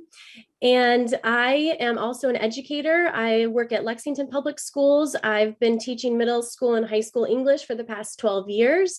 And I've definitely been a leader on my school's equity team and have been doing this work for the past few years. So I think the work that DRJ is doing is just really wonderful. And the fact that we can bring you the information that we've been able to pull together, data and research, we just really thank you for this opportunity. Great, thank you, everyone. We're really excited, as I said, to be here tonight. And as you can probably see, these introductions are really just the tip of who we are. We recognize that that this is a personal and professional journeys that have gotten us to this point tonight. And we look forward to the opportunity to share with you further as we move forward on this journey together. Before going through the full presentation too, we wanted, as we put this together, to just recognize that this work of diversity, equity, and inclusion and belonging is complex and multifaceted. We know that we need each other in order to know better and do better. And we also expect that, we're going to evolve as we move forward with this work and look forward to partnering with you as we do this. Over the past year, the DRJ committee, we've been listening, learning, discussing, and reflecting around DEIB work and what that looks like in our district. And as a result of this process, we've been working on what our mission really is, and we understand it really to be embedded within the district's mission statement, with our focus to be continually supporting and educating the Nashoba Regional School Committee in its work to ensure that diversity, equity, inclusion, and belonging are prioritized, embedded, and practiced within our district for all stakeholders. We recognize that the school committee has certain purviews, and these purviews really focus on budget, policy, and the superintendent evaluation. And thus, we really see our focus as on identifying sort of the next steps that will have the greatest impact and be most sustainable within these arenas. And with that in mind, as we shared with you our memo, the DRJ identified the calendar as one opportunity where we can have an immediate impact. We really see the calendar as a document that every family in the district sees and interacts with. And therefore, it sort of provides us with one concrete way to make visible our goals of diversity, equity, inclusion, and belonging. I'm just going to summarize, just because I know we have a long night here, the three next slides. But basically, we have three recommendations. The first being that we recommend naming all this. That we recommend naming all the state and federally recognized holidays, particularly Indigenous Peoples Day, Martin Luther King Jr. Day, and Juneteenth. Our second recommendation is to recognize Indigenous Peoples Day in place of Columbus Day. And our third is to expand our list of cultural and religious observances. Just a summary of those next three sides, some of the important results that will come from that align with our commitments are that this will make visible the contributions to our society of historically marginalized voices. It will actively demonstrate our commitment to the legacy of these days, and it will send a message of inclusivity, respect, and welcome. It also follows our commitment to an inclusive and accurate teaching of American history. And sort of aligning with the work of the district, these recommendations are also based on research of best practices around culturally responsive strategies that are socially emotionally informed. Additionally, many other districts have already made these changes, including, our local neighbors of Maynard, Sudbury, and Acton-Boxborough. Potential next steps that the DRJ has discussed include and are aligned with sort of the three areas of this within the school committee's purview. And they include supporting the entry and strategic planning process that's being led currently by the superintendent, particularly as it relates to DEIB work, and the centering of that in all the work that we do in our district. Potential next steps that we've discussed also include continuing our research around best practices that other school districts are doing, as well as those that are recommended by the field of DEIB within education, and bringing those to you for you guys to consider. We also have on our list, we've started this work sort of to identify professional development resources for you all and for future workshops you might be interested in attending. And of course, we're exceedingly appreciative of all the time you took to respond to our letter And we look forward to kind of delving into your responses more and identifying resources and supports that we can provide you, your subcommittees, regarding the goals that you identified in those areas. And we also just wanted to say that importantly, along with these action steps that we've shared with you, I just shared with you that part of DRJ's ongoing work is also just to ensure that our recommendations are built from and align with the voices of those with lived experience and from the field of diversity, equity, inclusion, and belonging. So therefore, we're really working to have our own meetings. We're striving to have these structures, create structures that are welcoming and inclusive. And we're invested in creating a variety of ways and spaces for anyone to share feedback with us, suggestions they might have, insights, recommendations, etc. And so while this is a work in process, our webpage is currently one resource that allows the community to keep abreast of our work. There you can find our agendas, our minutes, any recommendations we've made, as well as a link to our Zoom meetings. And we definitely welcome anybody to attend our meetings at any time for part or all of them. And we also welcome anybody to send us an email with any suggestions they have. We're at drj@nrsd.net. And we say that to the community too, for anyone who's watching. We welcome your feedback. And so just in conclusion, as our committee members have said, we just want to thank you for inviting us here tonight. We want to thank Sharon for being our liaison. We're really excited to move forward with you on this journey. We recognize it's a deeply human and complex journey, and we just appreciate your commitment to this work. And that is it for the presentation we did. I want to invite, if there's anybody on our committee that wants to add anything that I've left out, and then Leah, pass it on to you. So first, if there's anybody in the committee to add anything I left out, or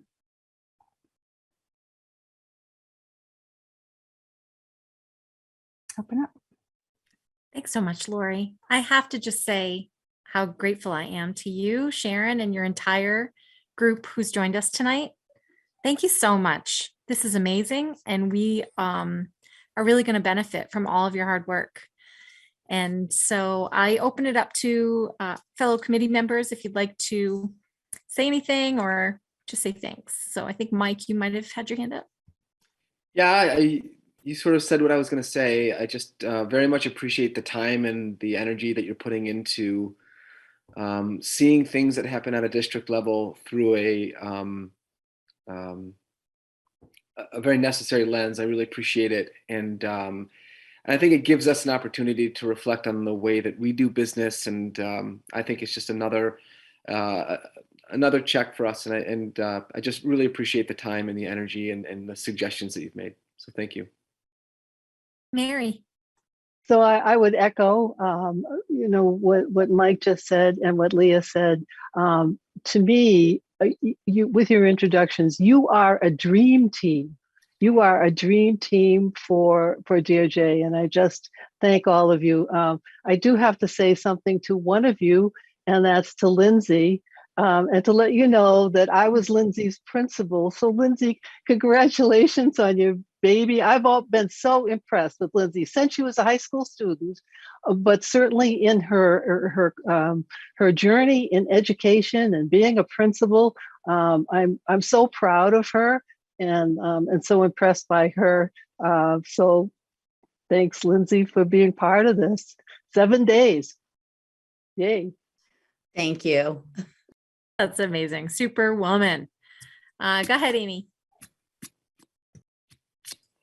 Yeah, I also want to just say thank you to the DRJ committee for taking the time to make such an excellent presentation. And particularly, I want to thank you for your focus on the calendar, because that is something that has been on my radar for quite some time. And I agree that it is something that every person in the district refers to. It's kind of like a primary source. And without knowing what your recommendations were going to be, I had actually fired off an email to Leah along the same lines as you, with a request to add some more holidays to the list that we currently have on the calendar. And I think I'd like to ask the full school committee if this is something that we could give to Drj to study in more depth, because I think there's more that we could do with regard to the calendar to highlight, cultural and religious observations that we are not taking, what's the right word? I don't want to say honoring, but, that we don't give the day off for. I think it's a complicated issue because once it's very difficult, even as I was sending my email to Leah, I was trying to figure out, well, how do we decide which holidays are the right, are ones we should include without knowing more about our community. So I feel like this is work that would be really good for the DOJ to take on if that was something you were amenable to. Thanks, Amy. Yeah. I think that we are going to vote on the district calendar today. And so with DOJ's current recommendations, perhaps we can move forward there. And then DOJ, you can kind of circle back on this too, because although we really need to approve the dates tonight, we can continue to enrich that calendar over the next couple of months with more and more input. So I think, Amy, that's a definite possibility. Yeah. Perhaps when we get down to that agenda item, can we maybe look into that more? And I feel like, Lori, you and your group are just really so willing to do this work. So I don't imagine you would say no to a future request on calendar help. Right. I think the group has begun thinking about that too. We did provide some links to some lists that districts have generated for what we want to include. And we have also discussed that it's also important to be inclusive, even whether we know if there are existing students that are observing or not, that just sending the message that these matter to all of us is an important message to send, and is an inclusive message to send. So most certainly appreciate very much your bringing that up, Amy, and we're happy to move forward on that too. Thanks, Lori. Thank you. Fozzie's making an appearance. Yeah. Kurt.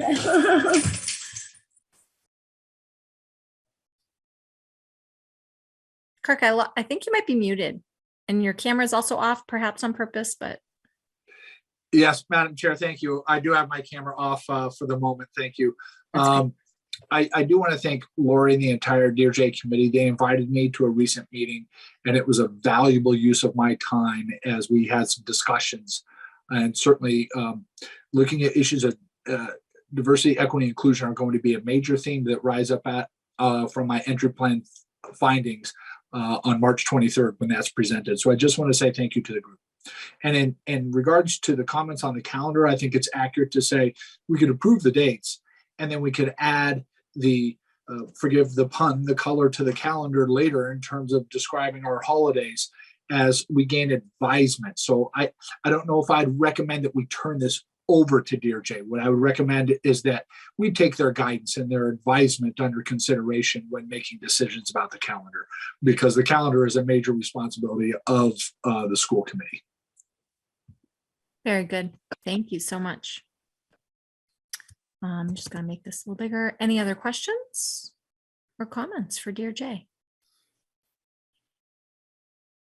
So, DRJ, our time is always short in the year, as everybody in education is well aware, but it would be wonderful if we could have you perhaps circle back to us at least one more time before the year is out, come back and visit and give us more advice around how we can always do better.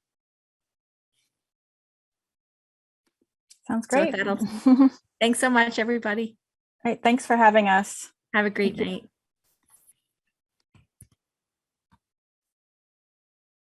That was awesome. All right, we are going to move now to our next matter of new business. That's the communication subcommittee survey. And I just wanted to be very blunt with you all. We are a little bit behind, but not by much. So I always just like to keep my eye on the clock. So just a quick note to all of my future agenda item friends. including myself. So go ahead, Amy. Is that your kind way of saying not to talk too much? Wrap it. No, it's largely me. So I'm talking to myself. All right, then I'll try to keep this short and sweet. The communications subcommittee has spent a good portion of the last few meetings developing a survey to be sent out to parents and caregivers from the superintendent's office. And we collaborated with the superintendent on this. And it's ready to go. And I think probably will be sent out within the week. We're hoping to be able to gather the feedback in time to have data for the superintendent to meet with the website developers. And one of the goals of the survey is to ask about how useful the website is, what information people are looking for on the website, and there's other goals as well. So that's my short and sweet version. I don't know, Superintendent Downing, if you'd like to add something. I want to add my apology to you, Ms. Cohen. With the announcement that came out today and shifting of agendas, I neglected to push the survey out. It's going to go out first thing tomorrow morning. Okay, thank you. Thanks, Amy. That's awesome. That's really awesome. I got a chance to kind of preview the survey, and I think it's really, really rich, and it's going to produce a lot of great information for the committee and the district. And I want to thank Ms. Cohen for leading that effort, because as you know, that's one of my goals. And so she's been a good partner in how we're trying to collect good information and understand our communication channels well. So Ms. Cohen, thank you for your efforts. Awesome. Without objection, I wonder if we can move the subcommittee goal check-in to the subcommittee reports. At the time that the subcommittees report, I'll ask you guys to just add your 2 cents on how your goals are progressing. Not seeing any objection, so we shall do that. Let's move over to section D of the policy manual. This tonight constitutes our second reading, and therefore we can take a vote to accept if you see fit. Is that right? Karen, help me. No, this is our first one. Yeah, on this one. Ah, thank you, ma'am. So first reading. Just to give you a heads up, the budget and warrant subcommittee took a pass at this, and the policy subcommittee took a pass at this and has reviewed it. So a good portion of us have already looked at it, but in this first reading, does anybody have any feedback on that red line version or the clean one that policy can kind of deal with at our next subcommittee meeting? Mary?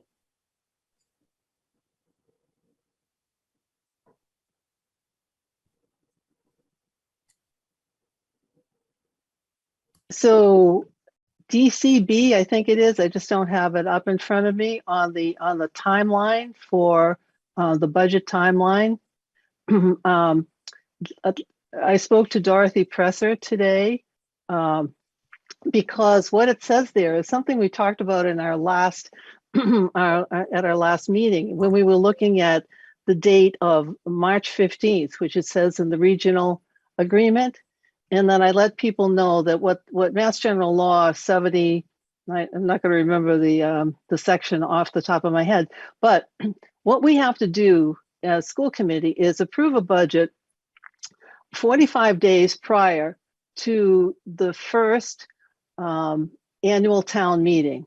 And Bolton, and anyway, so what I figured out was that March 15th was probably a safe bet. Because that would give 45 days before that first Monday in March, which is Bolton and Lancaster's. But to be more precise, it should say, okay, good. It should really say what the law is. And so there's nothing about December 31st, nothing in Mass General Law. So I talked to Dorothy Presser today, and she's looking into this. That reference to December 31st, and the selectmen have authority to impose a date, may well be, she said, for municipalities, but not for a regional district, because we have from Jesse what it says in terms of the timeline. So what she suggested was that we not vote on that. We're not voting anyway, but just hold on to this, and that it would make more sense to put in what it actually says in Chapter 71. Now, this is what MASC 2021 says. They say as early as December 31st. I can't find that date anywhere. Dorothy's looking into it because this might very well not be the right language for us. But I will keep on this, and I will, by the next time we talk about this, even before that, in meeting materials, I will have something from Dorothy, and I'll have the right language in this. But anyway, I hope you understand what I was talking about. If we looked at our current policy, it says that the budget has to be adopted by March 15th. But I do think it's because of the 45 days, but there's nothing about December 31st. So that's what Dorothy Presser, our field representative, is looking into. Why does it say December 31st? She doesn't know, but she's going to talk to Tracy Novak and find out. Awesome. So Karen, maybe put an asterisk next to this one so that we know we need to kind of circle back on it. Because I can't, I'm going to stop sharing so I can see you all. Anybody have any other comments on this for policy? Seeing none, I'm going to move. Oh, Joseph. Sorry, Madam Chairman, I couldn't get to my raised hand icon fast enough. Who's red, who's green? Who did what? I saw that there was some red lining, there was some green lining. So you said that different subcommittees had a different had passes at this. So, budget and warrant and policy did none of these changes. All of these changes are coming directly from MASC. I honestly don't know why some of it is green. Karen, do we know why some of it is green? No, I actually Lita had helped me because I couldn't get the redlined version to download properly. So this is the one that she added to the meeting materials. Yes. No, it was all red last time when we reviewed. It was not green. I thought so too. So Steve, go ahead. Yeah, I have a question. Where does it? I'm concerned over the fact that the Board of Select Persons has the authority to impose a date for the delivery of the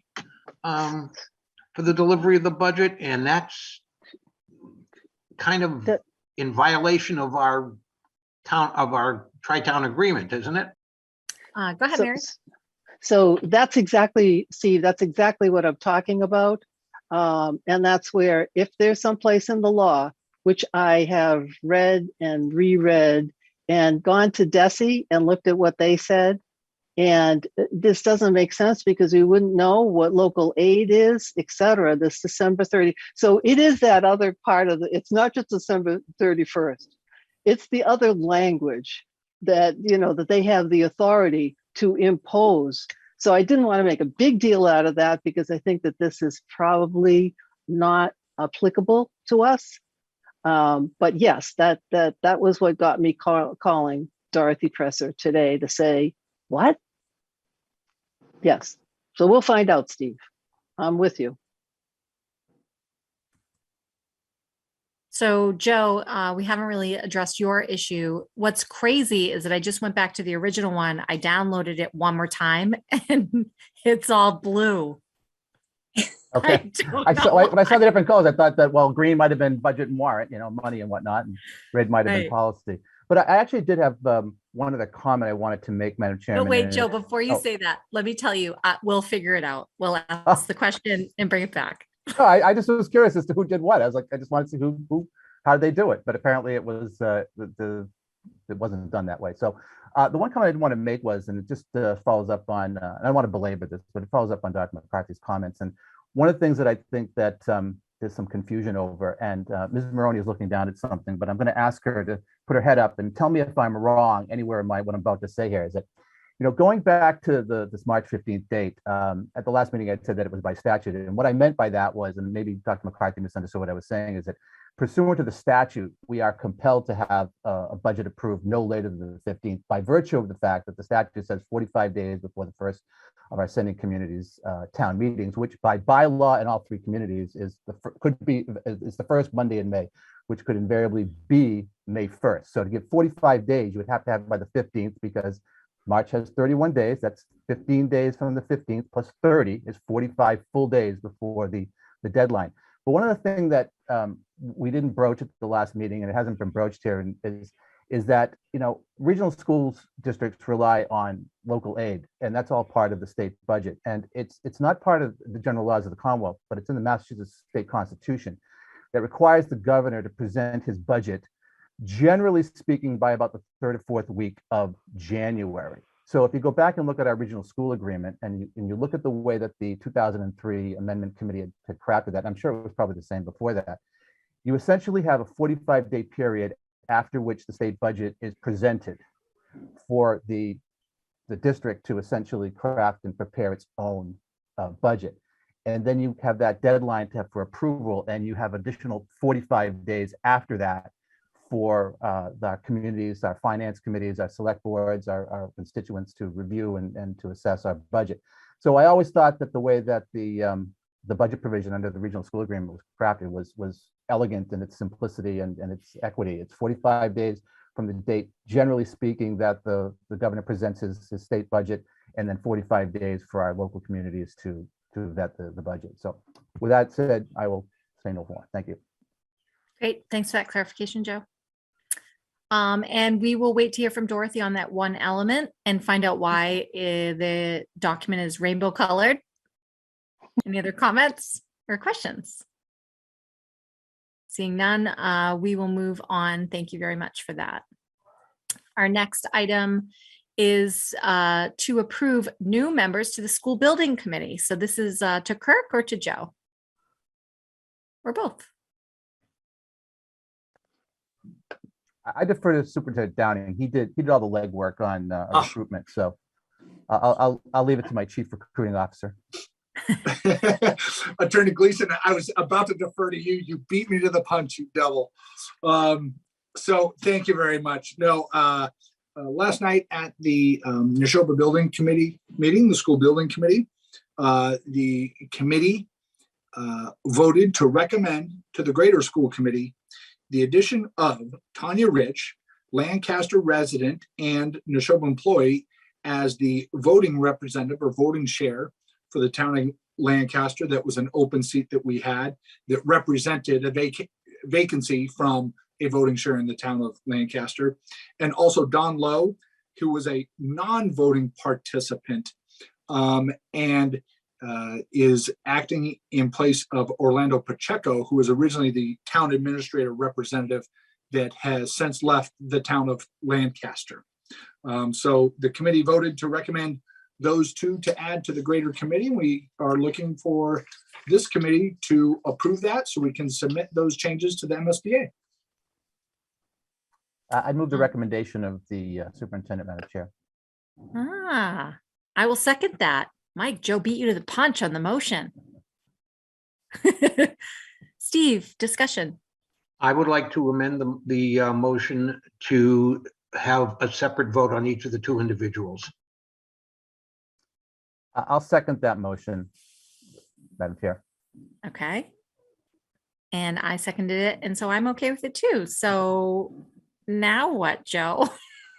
Yeah, Steve wants to vote separately on these, so I'll actually move to approve Ms. Rich as a voting member of the Nashoba Regional School, Nashoba Regional High School Building Committee. Okay, and I second that. So any discussion on Ms. Tanya Rich? All right, let's go to the vote. Sharon? Yes. Myself, yes. Joe? Yes. Rich? Yes, ma'am. Mary? Yes. Mike? Yes. Steve? Yes. Amy? Yes. Brett? Yes. Sean, Yes. Karen. Yes. All right, Joe, would you like to go again? Yes, Madam Chair, thank you. I will at this time move for the appointment of Don Lowe, Town Administrator for the Town of Bolton, as a non-voting advisory member to the Neshoba Regional High School Building Committee. I'll second that. Any discussion? Very good. We'll move to the vote. Sharon, Yes. myself, yes. Joe?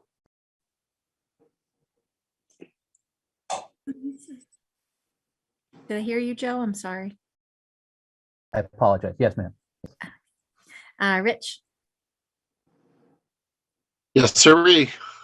Mary, Yes. Mike, Yes. Steve, No. Amy, Yes. Brett, Yes.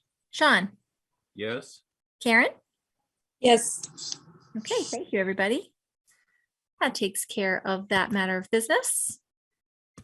Just to be clear, we do also have one additional vacancy on that committee that we will hopefully seek to fill next time around.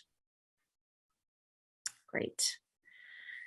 So we will now move on to our business and operations report. And again, Pat, your patience is epic. Thank you. I'm going to update the budget for you right now. I'm going to share my screen.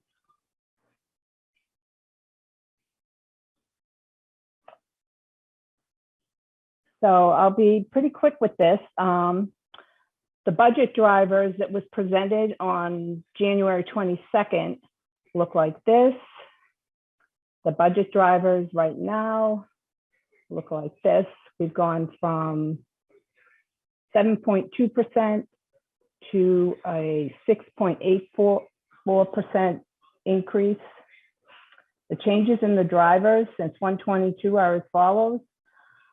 Salaries for existing personnel, there's a decrease of $169,077, a 0.4 FTE reduced, data entry resolved, a reduction of one nurse FTE, 1 year only due to COVID, and $105,000 in the substitute line because of grant funding. As far as insurance and benefits, there's a decrease of $83,321, and the forecasted increase was 7.5%. The actual increase is 5.4% with our new rates in place. Revenue as presented on 122 is as follows, and the updated revenue, as you can see, has increased. Chapter 78 increase of $1,260,784, and also an increase of charter school revenue of $53,160. I'm going to briefly go over some of the impact of the changes in the Chapter 70. As you can see on your left, the presented minimum local contribution for the towns, and on the right, the updated amounts. You can see there's some significant change there. And again, as presented on 122, these were the assessments. Ms. Maroney, would you mind expanding that a little bit by increasing the percentage magnification? It's right in the center above. Thank you. That's perfect. Okay. Because I think it's important for our committee to see, if you go back to the previous one, Pat. Yes. It's important for our committee to see that this is what we presented, knowing that the percentage increases were not a reality for our towns when we presented the budget to you in January. And we want you to see how those percentages have shifted since we got our Chapter 70 funding and have had some adjustments to both drivers and revenue. And here are the new assessment rates with those changes in place.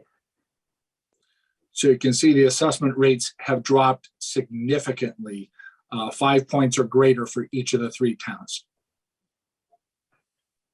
And what's still on deck for us, the final Unit A and Unit C contract negotiation rates and an up-to-date increase in transportation, and that is regular transportation. Ms. Maroney, you mean a decrease? We anticipate a Oh, decrease. decrease, I'm sorry. Yes. As a result of transportation negotiations. Correct. Does anybody have any questions? That's great. Thanks, Pat. Any questions, anyone? Mike. Thank you for sharing this, Pat. And this is either for you or for Superintendent Downing. I'm wondering, now that some of our income has been clarified and our Chapter 70 money has come in, what are some other, I guess we'll call them revenue streams that might impact those total assessments? Yeah, that was the last slide.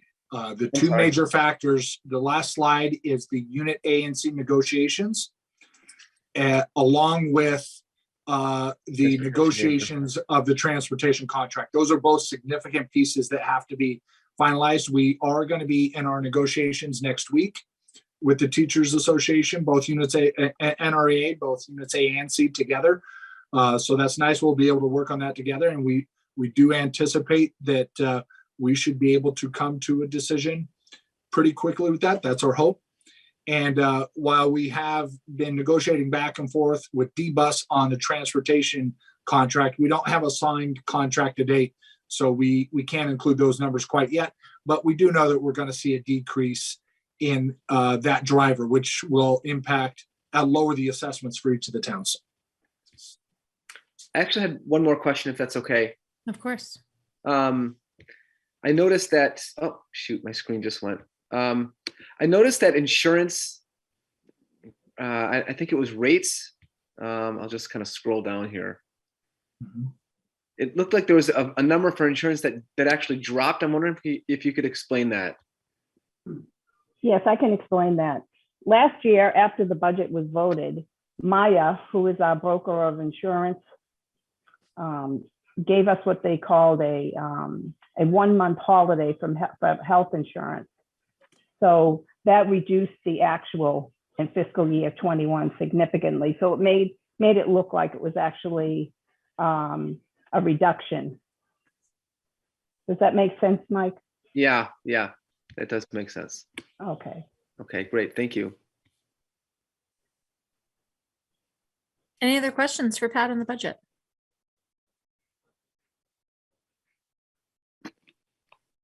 All right, thank you very much, everyone. We can move now to oh yeah, Madam Chair, if I may use this as an opportunity to just let the community know that the 3 FinCom chairs from our 3 towns are going to be hosting a joint meeting. We're scheduled to meet this Wednesday, a week from today.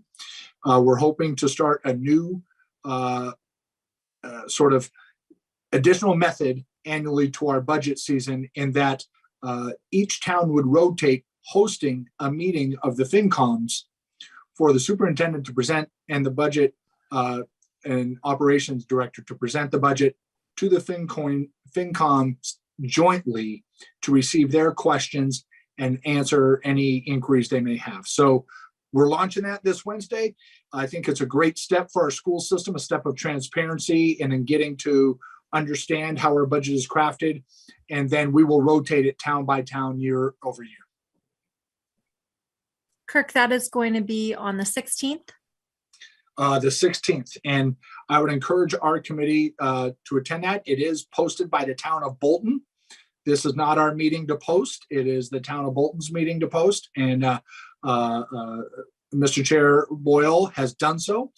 So we've been in communications and really look forward to a meeting of good inquiry, possibly productive struggle in understanding how we're going to come ultimately to the budget that we put before our towns. That's great. Thanks a lot for that. All right, maybe we can move on to the next item here, Rotary Club book donation acceptance. So in your packet, there was a letter requesting the acceptance of a generous donation in the form of library books for circulation for Mary Rowlandson Center and Florence Sawyer Schools, valued at $1,540. And this donation comes from the Nashoba Valley Rotary Club. Fantastic. Mike, would you like to perhaps make a motion?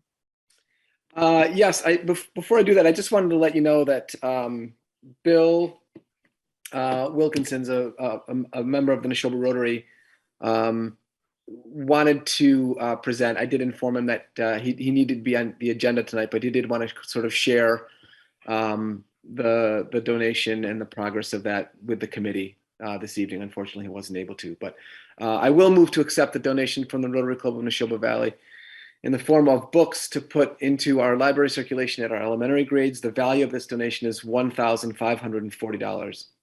Second. Very good. Thanks, Steve. Any discussion? Kirk? Yeah, I would like to let the committee know that whenever we accept donations, particularly around books, we have a filtering process for that operates through the Office of Teaching and Learning and Dr. McGuire. So Dr. McGuire worked with the building principals to examine the titles that would be brought into our libraries, and they meet our expectations and our guidelines and our recommended titles. So I just want to assure the committee that when we do receive donations, we have a vetting process to ensure those donations match our curriculum and the goals we're trying to achieve. Okay. Ready for the vote? Myself, yes. Sharon? Yes. Joe? Yes. Rich? Yes. Mary? Yes. Mike? Yes. Amy? Yes. Brett? Yes. Steve? Yes. Karen? Yes. And Sean? Yes. Awesome. Thanks, everybody. And now to the employee insurance update. I think that I addressed that in the slide presentation, but if anybody has any questions about that, I don't think there's anything other than that. Okay, great. And I have one other thing. Yes, ma'am. It's not on there. I would like to let the committee know that I have submitted my letter of intention to retire to the superintendent.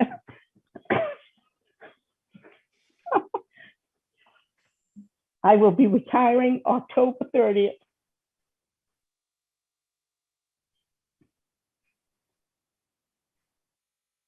I want you to know that it has been a pleasure to serve the students and the staff and administration of this district for 19 years. And I wish you well in the future. Thank you. Gonna make us all cry, Pat? Now Anne Marie's gonna cry. Right? Oh my gosh. Thank you so much for everything. I tried. Oh, it's no use. Just let it fly. Madam Chair, I would like to be on the record of saying that when Ms. Maroney approached me and submitted her letter of retirement, I would not accept it. And then I had to have a meeting with Ms. Stoika, and she informed me that I could get myself into some hot water if I didn't honor the retirement of Ms. Maroney. And I say that with all respect and gratitude, Pat. Your tutelage in bringing me along and understanding the complexities of budgeting in a regional district has been nothing but superb. And I want to thank you for your mentoring and guidance of me, but also congratulate you on what's going to be an awesome retirement. Thank you. My pleasure. Go ahead, Steve. Congratulations, Pat. Yes, Thank as being Thank you. involved with the budget and finance section of this this school district for 4 of my last 5 years on the school committee, I have to let you know, this woman is amazing. Her depth of knowledge, her understanding of what we need to function as a school committee, and her dedication is just nonpareil. Thank you, Thanks, Steve. Go ahead, Rich. Yeah, I'd like to echo that too. I mean, there's been no shortage of people looking at the budget. Like, we're one of the few regional districts in the area that has an audit advisory committee, which I'm on. I'm also on the budget warrant committee with Pat. There was a forensic audit when we switched before Brooke came on, and things have been running smooth. And you don't often get a lot of credit, in my experience, for making things run right. And so I just want to commend Pat for the good job that she's done. And it's easy to perhaps overlook all the great things that you did. So kudos. I wish you the best. Thanks, Rich. Okay, well, Pat, you don't get to run away yet. We have you for some time. Just a few more months. Well, thanks again, Pat. We appreciate you. Okay, on that note, we're going to move on to our student representative report. Speaking of patience, thank you so much, Sonia and Dan. I hope this has been as thrilling for you as it is for us, but it's time to give your report. What can you tell us? We have a few things. Dan, do you want to kick us off? Sure. I apologize for being late today, by the way. So first off, we have a chess club I'm planning on getting a chess club started because I thought to myself, wow, there's no chess club at the school. I was surprised because I saw some people playing chess in study, and personally, I really like chess. So I decided to try and get that started. So that's in the works. Another thing is that the Nordic Ski Team is going to states, I've heard. I've got a few friends on there, so I'm excited for them. And on that note, I will toss it over to Sonia. Awesome. Yes, in other sports related news, our indoor track team just had our league meet. The boys came in first. It was really exciting, and the girls took second in the league. Our swim team, there's like countless records being broken, and they're working really hard. It's really awesome to see. There's a basketball game happening right now, so I'll be updating myself shortly. But they also had the great opportunity to play at TD Garden, which was really cool and a great experience for our team. In other news, the Chicago musical rehearsal is in full swing. They all got their pictures taken today, their headshots, which is exciting. Things are coming along. The student council also got, well, Kirk touched on this, but the great opportunity to connect with him and talk about the portrait of the graduate, which was really nice to hear from our administration, and just having that presence at Nashoba and the chance to talk about like who we want to be as a Nashoba community in a really real way. It was really powerful. And I think a lot of the students that were there really felt that. And we got to talking. This reminded me about a few meetings ago, talking about social justice, I guess, in today too, but we kind of delved into that. And I just wanted to also do a shout out to our English department, who is just continuously like really excelling at just improving every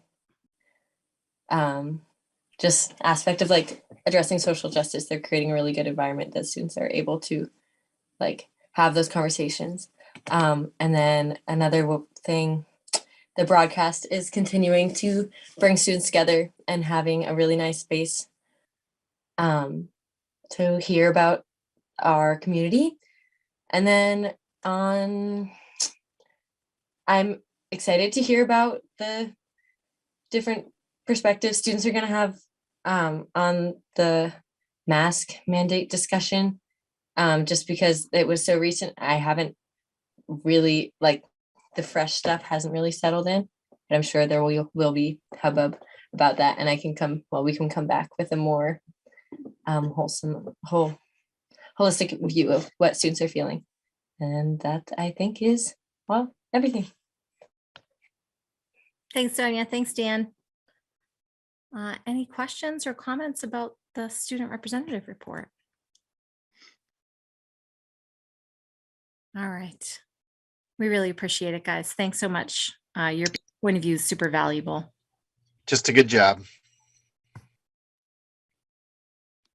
All right, so our unfinished business is the district calendar. So we want to perhaps have a motion to, or rather maybe we just have a little bit of discussion on this first. Anne-Marie, go ahead. Want to take a moment to point out the 3 changes in the calendar that's in your packet tonight from the version that you had at your last meeting. At Amy Cohen's wonderful suggestion, we highlighted the first and the last days of school for the students, August 31st and June 15th. You'll see that Alita has circled those dates on the right-hand side listing of dates in red.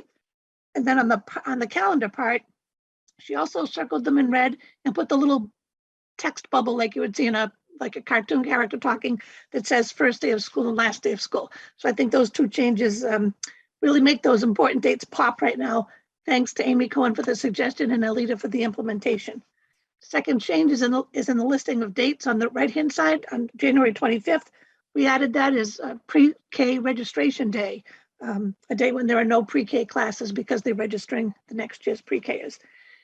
Lastly, on the far right bottom, where it says high school only, we added the dates of the last quarter, the first, second, and third, and fourth last quarters. Those are the only 3 differences between the calendar you have before you tonight and the one at your first reading 2 weeks ago. Thank you. Go ahead, Amy. I just wanted to thank the calendar committee for making that change. I think as a parent, it's a lot easier to see when school's starting and ending now. Simple but effective. I just have one other question that I was hoping to get some clarification on, and I got an email about this as well from somebody else in my community, so I thought it was worth bringing up.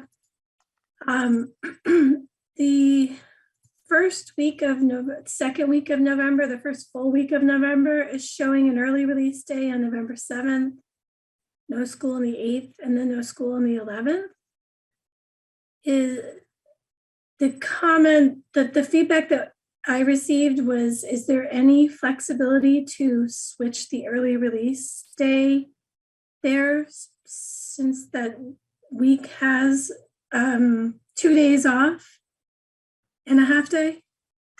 The teachers generally like to have the 2 the conference days back to back in the fall, because they get their things ready and when the parents come in, they don't have to put them back, and take them out again like they do in the springtime by contract. And that November 8th, you remember from last time, is the voting day. So we needed to have no school on that day anyway. So we recognize that surely as something less than an ideal week, in a less than ideal month too, because it's got the, 2 weeks later, it's got the Thanksgiving holidays. But really, there were some bad options, and we thought that was the least bad of them. Amy, your constituent was saying that they wanted the 7th and the 8th to be separated into different weeks. I think they were asking if those 2 days could be switched, and my response was, I'm pretty sure November 8th is a voting day, but I also wondered if November 7th, the half day, could be moved to a Friday, or if there was just any flexibility, because, from a parent's point of view and from a student's point of view, that's just a lot of disruption in 1 week. So I didn't know if the discussion that the calendar committee had already had, and this is where you landed, or if this just was something that didn't get picked up on. Go ahead, Kirk. That is the conference time, and I think it's critical, particularly for our teachers as well, to be able to do that well, do it consistently. It's important to have those days tied together. We're in the quirkiness because I believe it's Veterans Day that follows on the Monday, right? Am I correct on am I thinking of the wrong month? Yeah, is it Veterans Day always the Thursday? Yeah. So anyway, it's going to be important to keep those 2 days tied together for those purposes. It's a large lift to get ready to prepare for conferences and deliver that. So I think it's important that we maintain that. Oh, yes, thank you.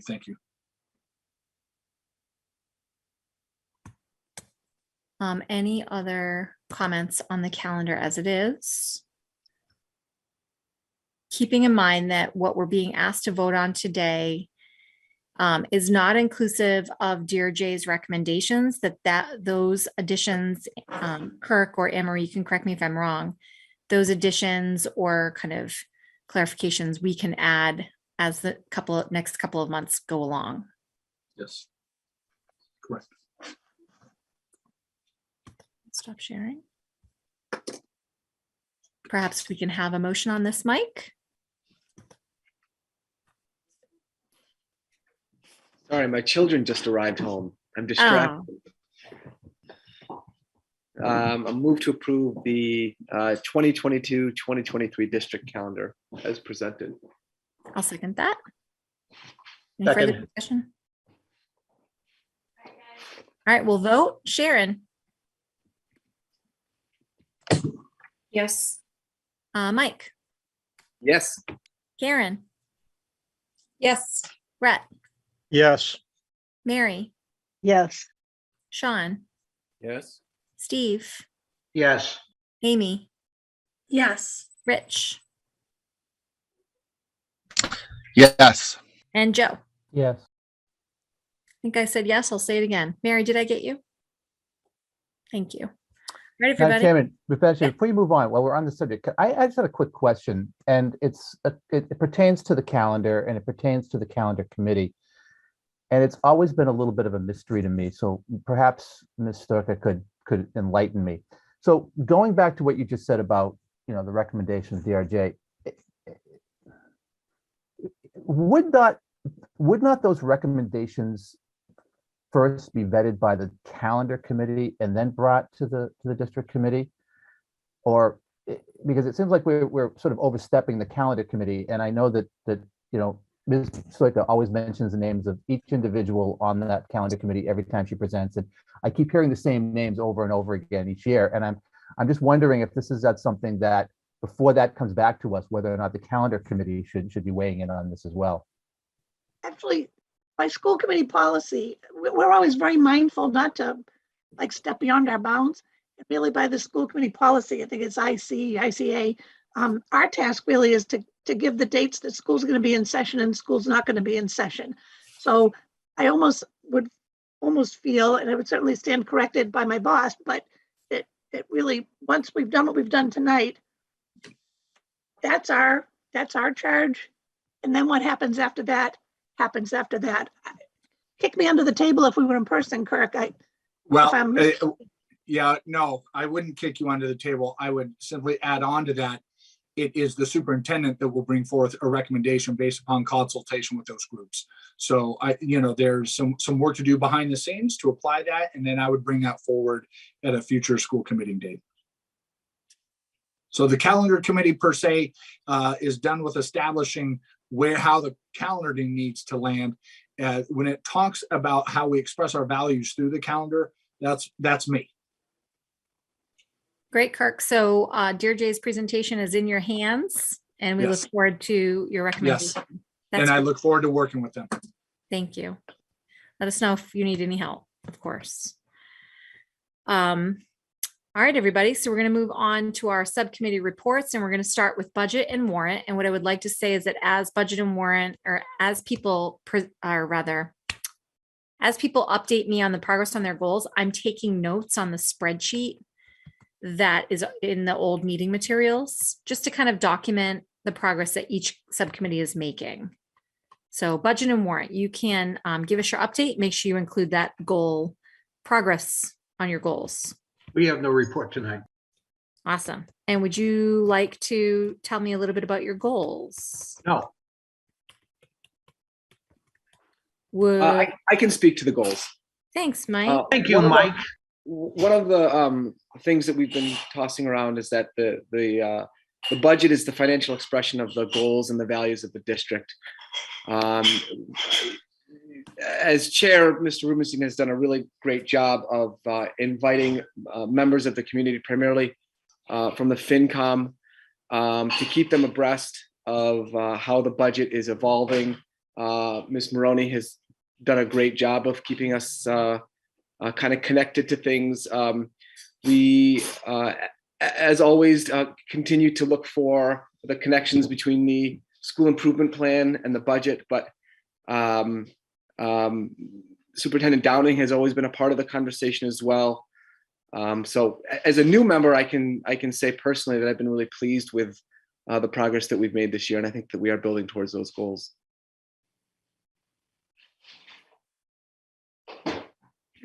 Okay, thanks so much, Mike. Let's see here. We shall move next to communication.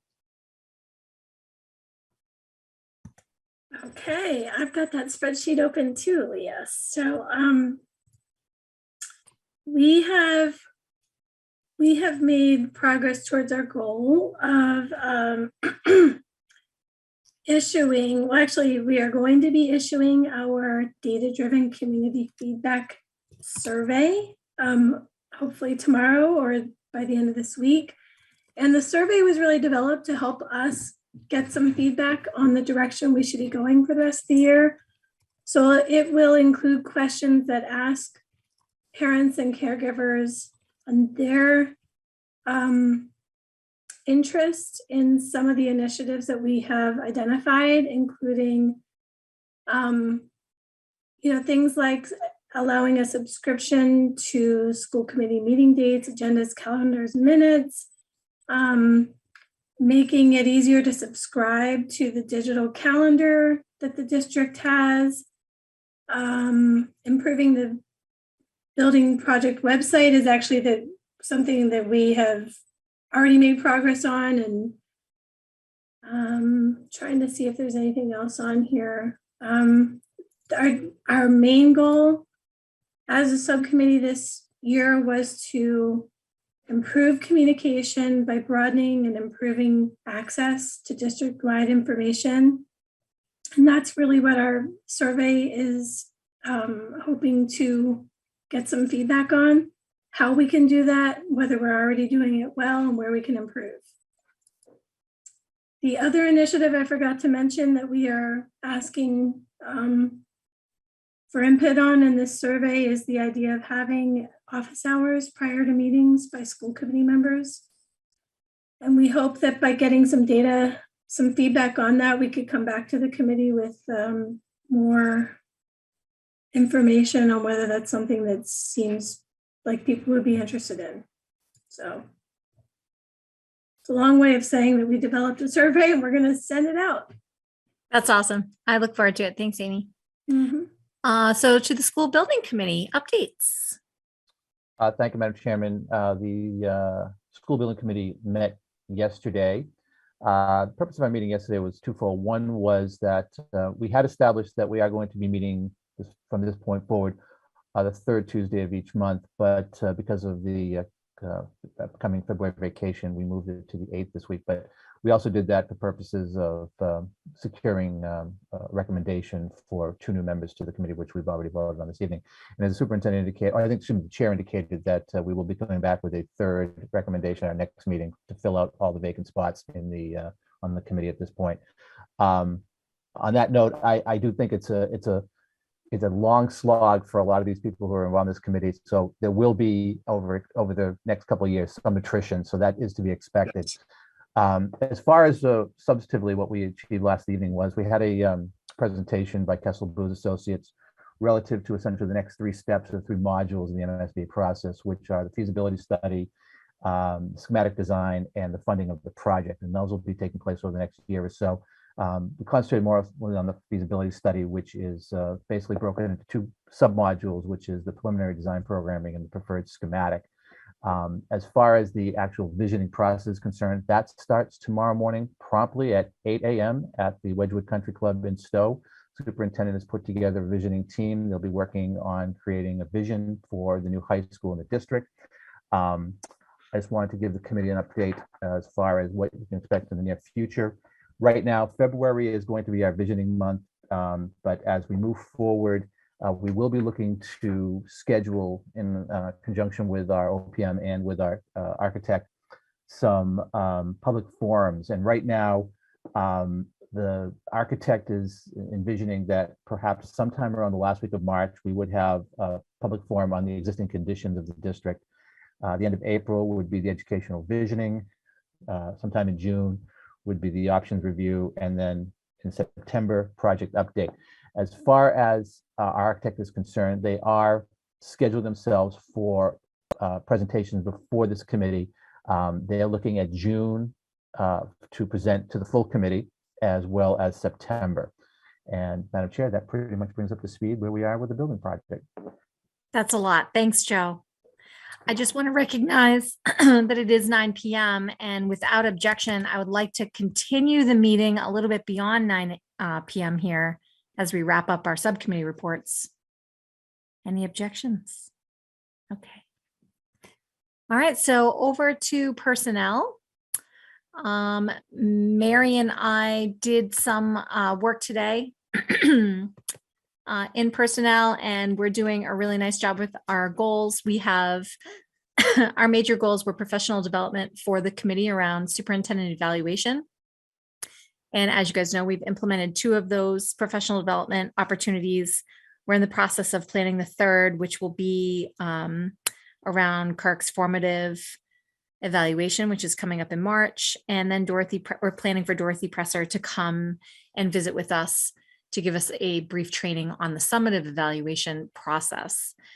We've also been working with Kirk, or we worked with Kirk to help him craft his goals and start working toward that evaluation at the end of the year. And I'll throw it over to policy.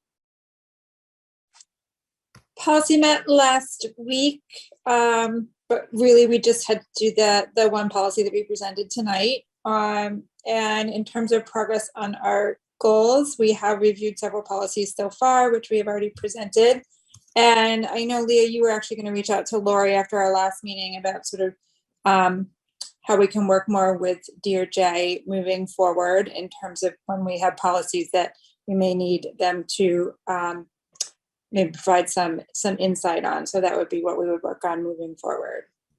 Yeah, and I did speak with Lori before she built that presentation with her group. And that was one of the things that we definitely talked about. And that was in her kind of future steps diagram as something that they're going to help us with in reviewing the policy manual.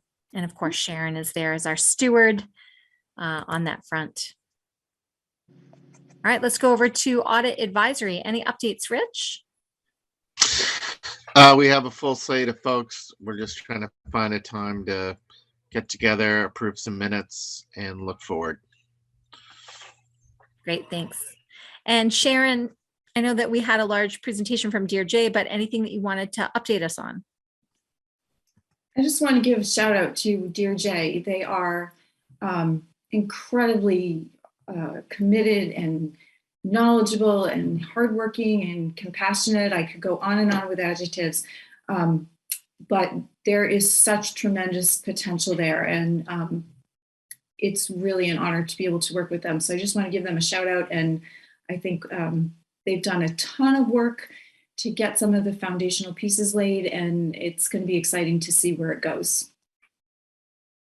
Thanks so much for your work there. That's awesome. With you included, it really is a dream team. So over to our RAAC, Mary.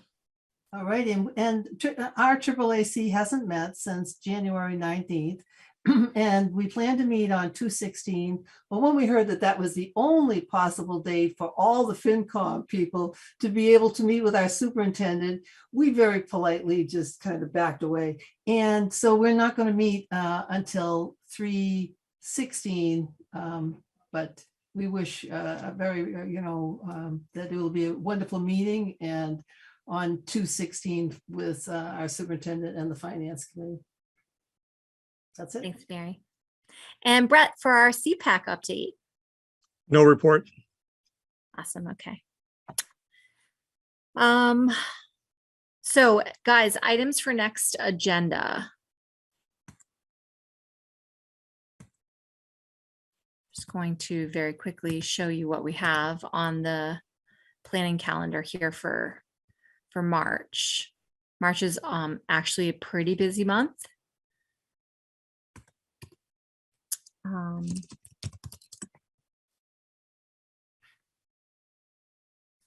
Go ahead, Joe.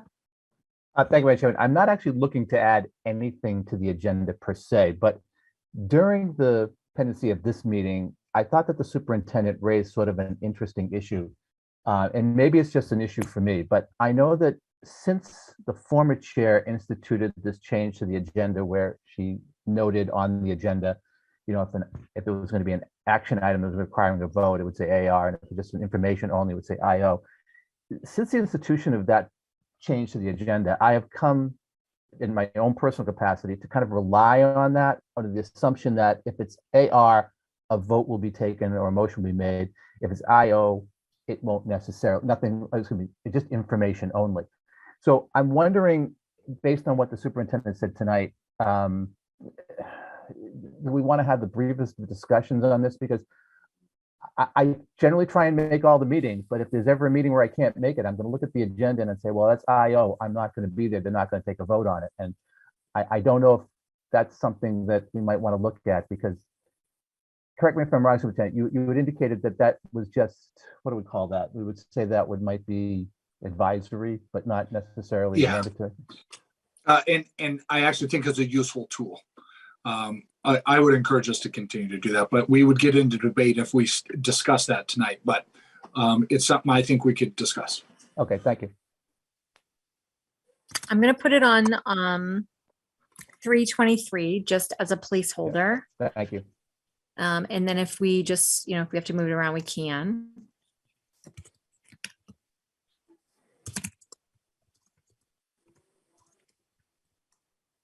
Anything else, Sharon?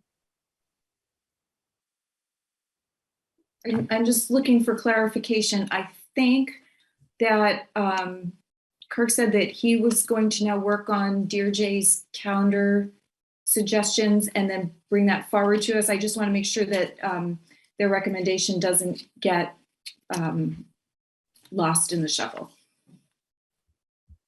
I would recommend that we look at that at April, possibly even May.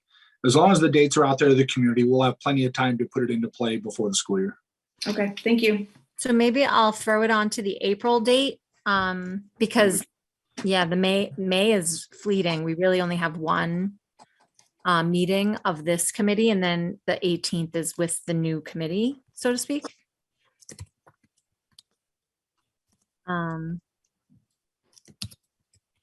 Madam Chair, would it be okay if I interject an agenda item for the future? Of course. Dr. McGuire and I met with the Teaching Learning Alliance to begin crafting our strategic plan work that we're going to be doing in April and May. The culmination of that work will be a presentation to the school committee on our very last school committee date of the year. So if in June, we can include presentation of the 5-year strategic plan. Yes. So let's see. On 6/1, you're thinking? If you put it there, we can shift it to 6/15. I don't have the dates in front of me. They're in my office. If you put it at 6/1, we can advance it to 6/15 if needed. But I believe it's 6/15. Okay, so Alita, perhaps you can help me with this, but we don't normally meet on 6/15, do we? I'm new to this anyway. Yeah, that's It's usually on our the last schedule. meeting. The 15th? Yeah, that's usually our last meeting, and then you have later on in the month, you usually have your workshop.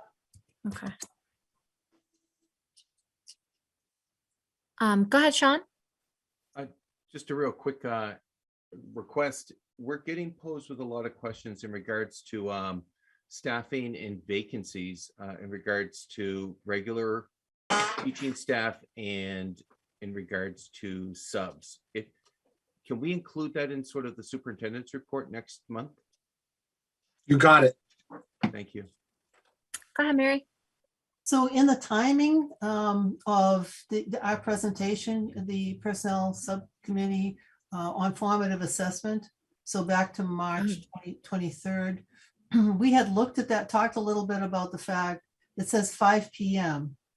And so our meeting starts at 6:30. And anyway, I think we could probably do it at 6 o'clock with what we have to present.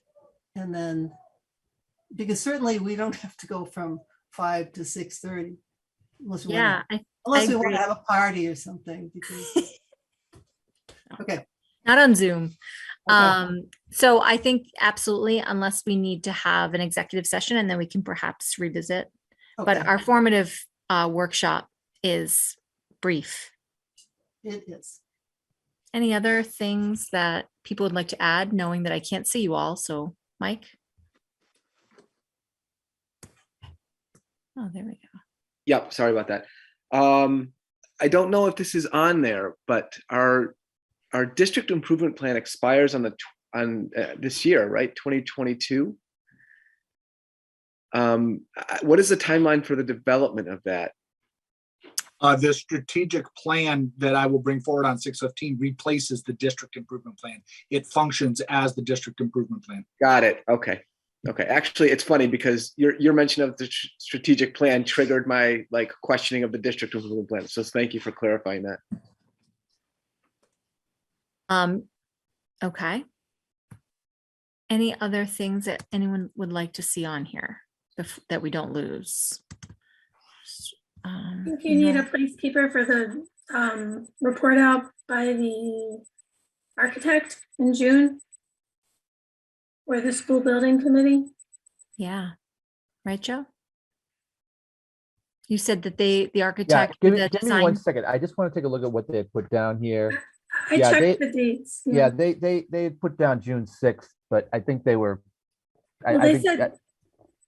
Sorry, go ahead, Joe. Yeah, they said June 6th, but I think they were just giving out some tentative dates and what have you. I think they plan to come and meet with us before the end of the school year, and then obviously in October as well. But I think that I may be presumptuous in saying this, but I would suggest that for what we're paying, they can be flexible. So whatever we decide is whatever we decide. I don't think they were committed distinctly to a particular date in June. Yeah, the thing I read said week of June 6th. I don't know if that's the same week or not, but. I assume they'd want to go later than earlier, like June 1 would not be best. So maybe we'll keep it on for the later side of the month. And then Joe, you can correct us later if we're wrong. Anything else for the good of the order?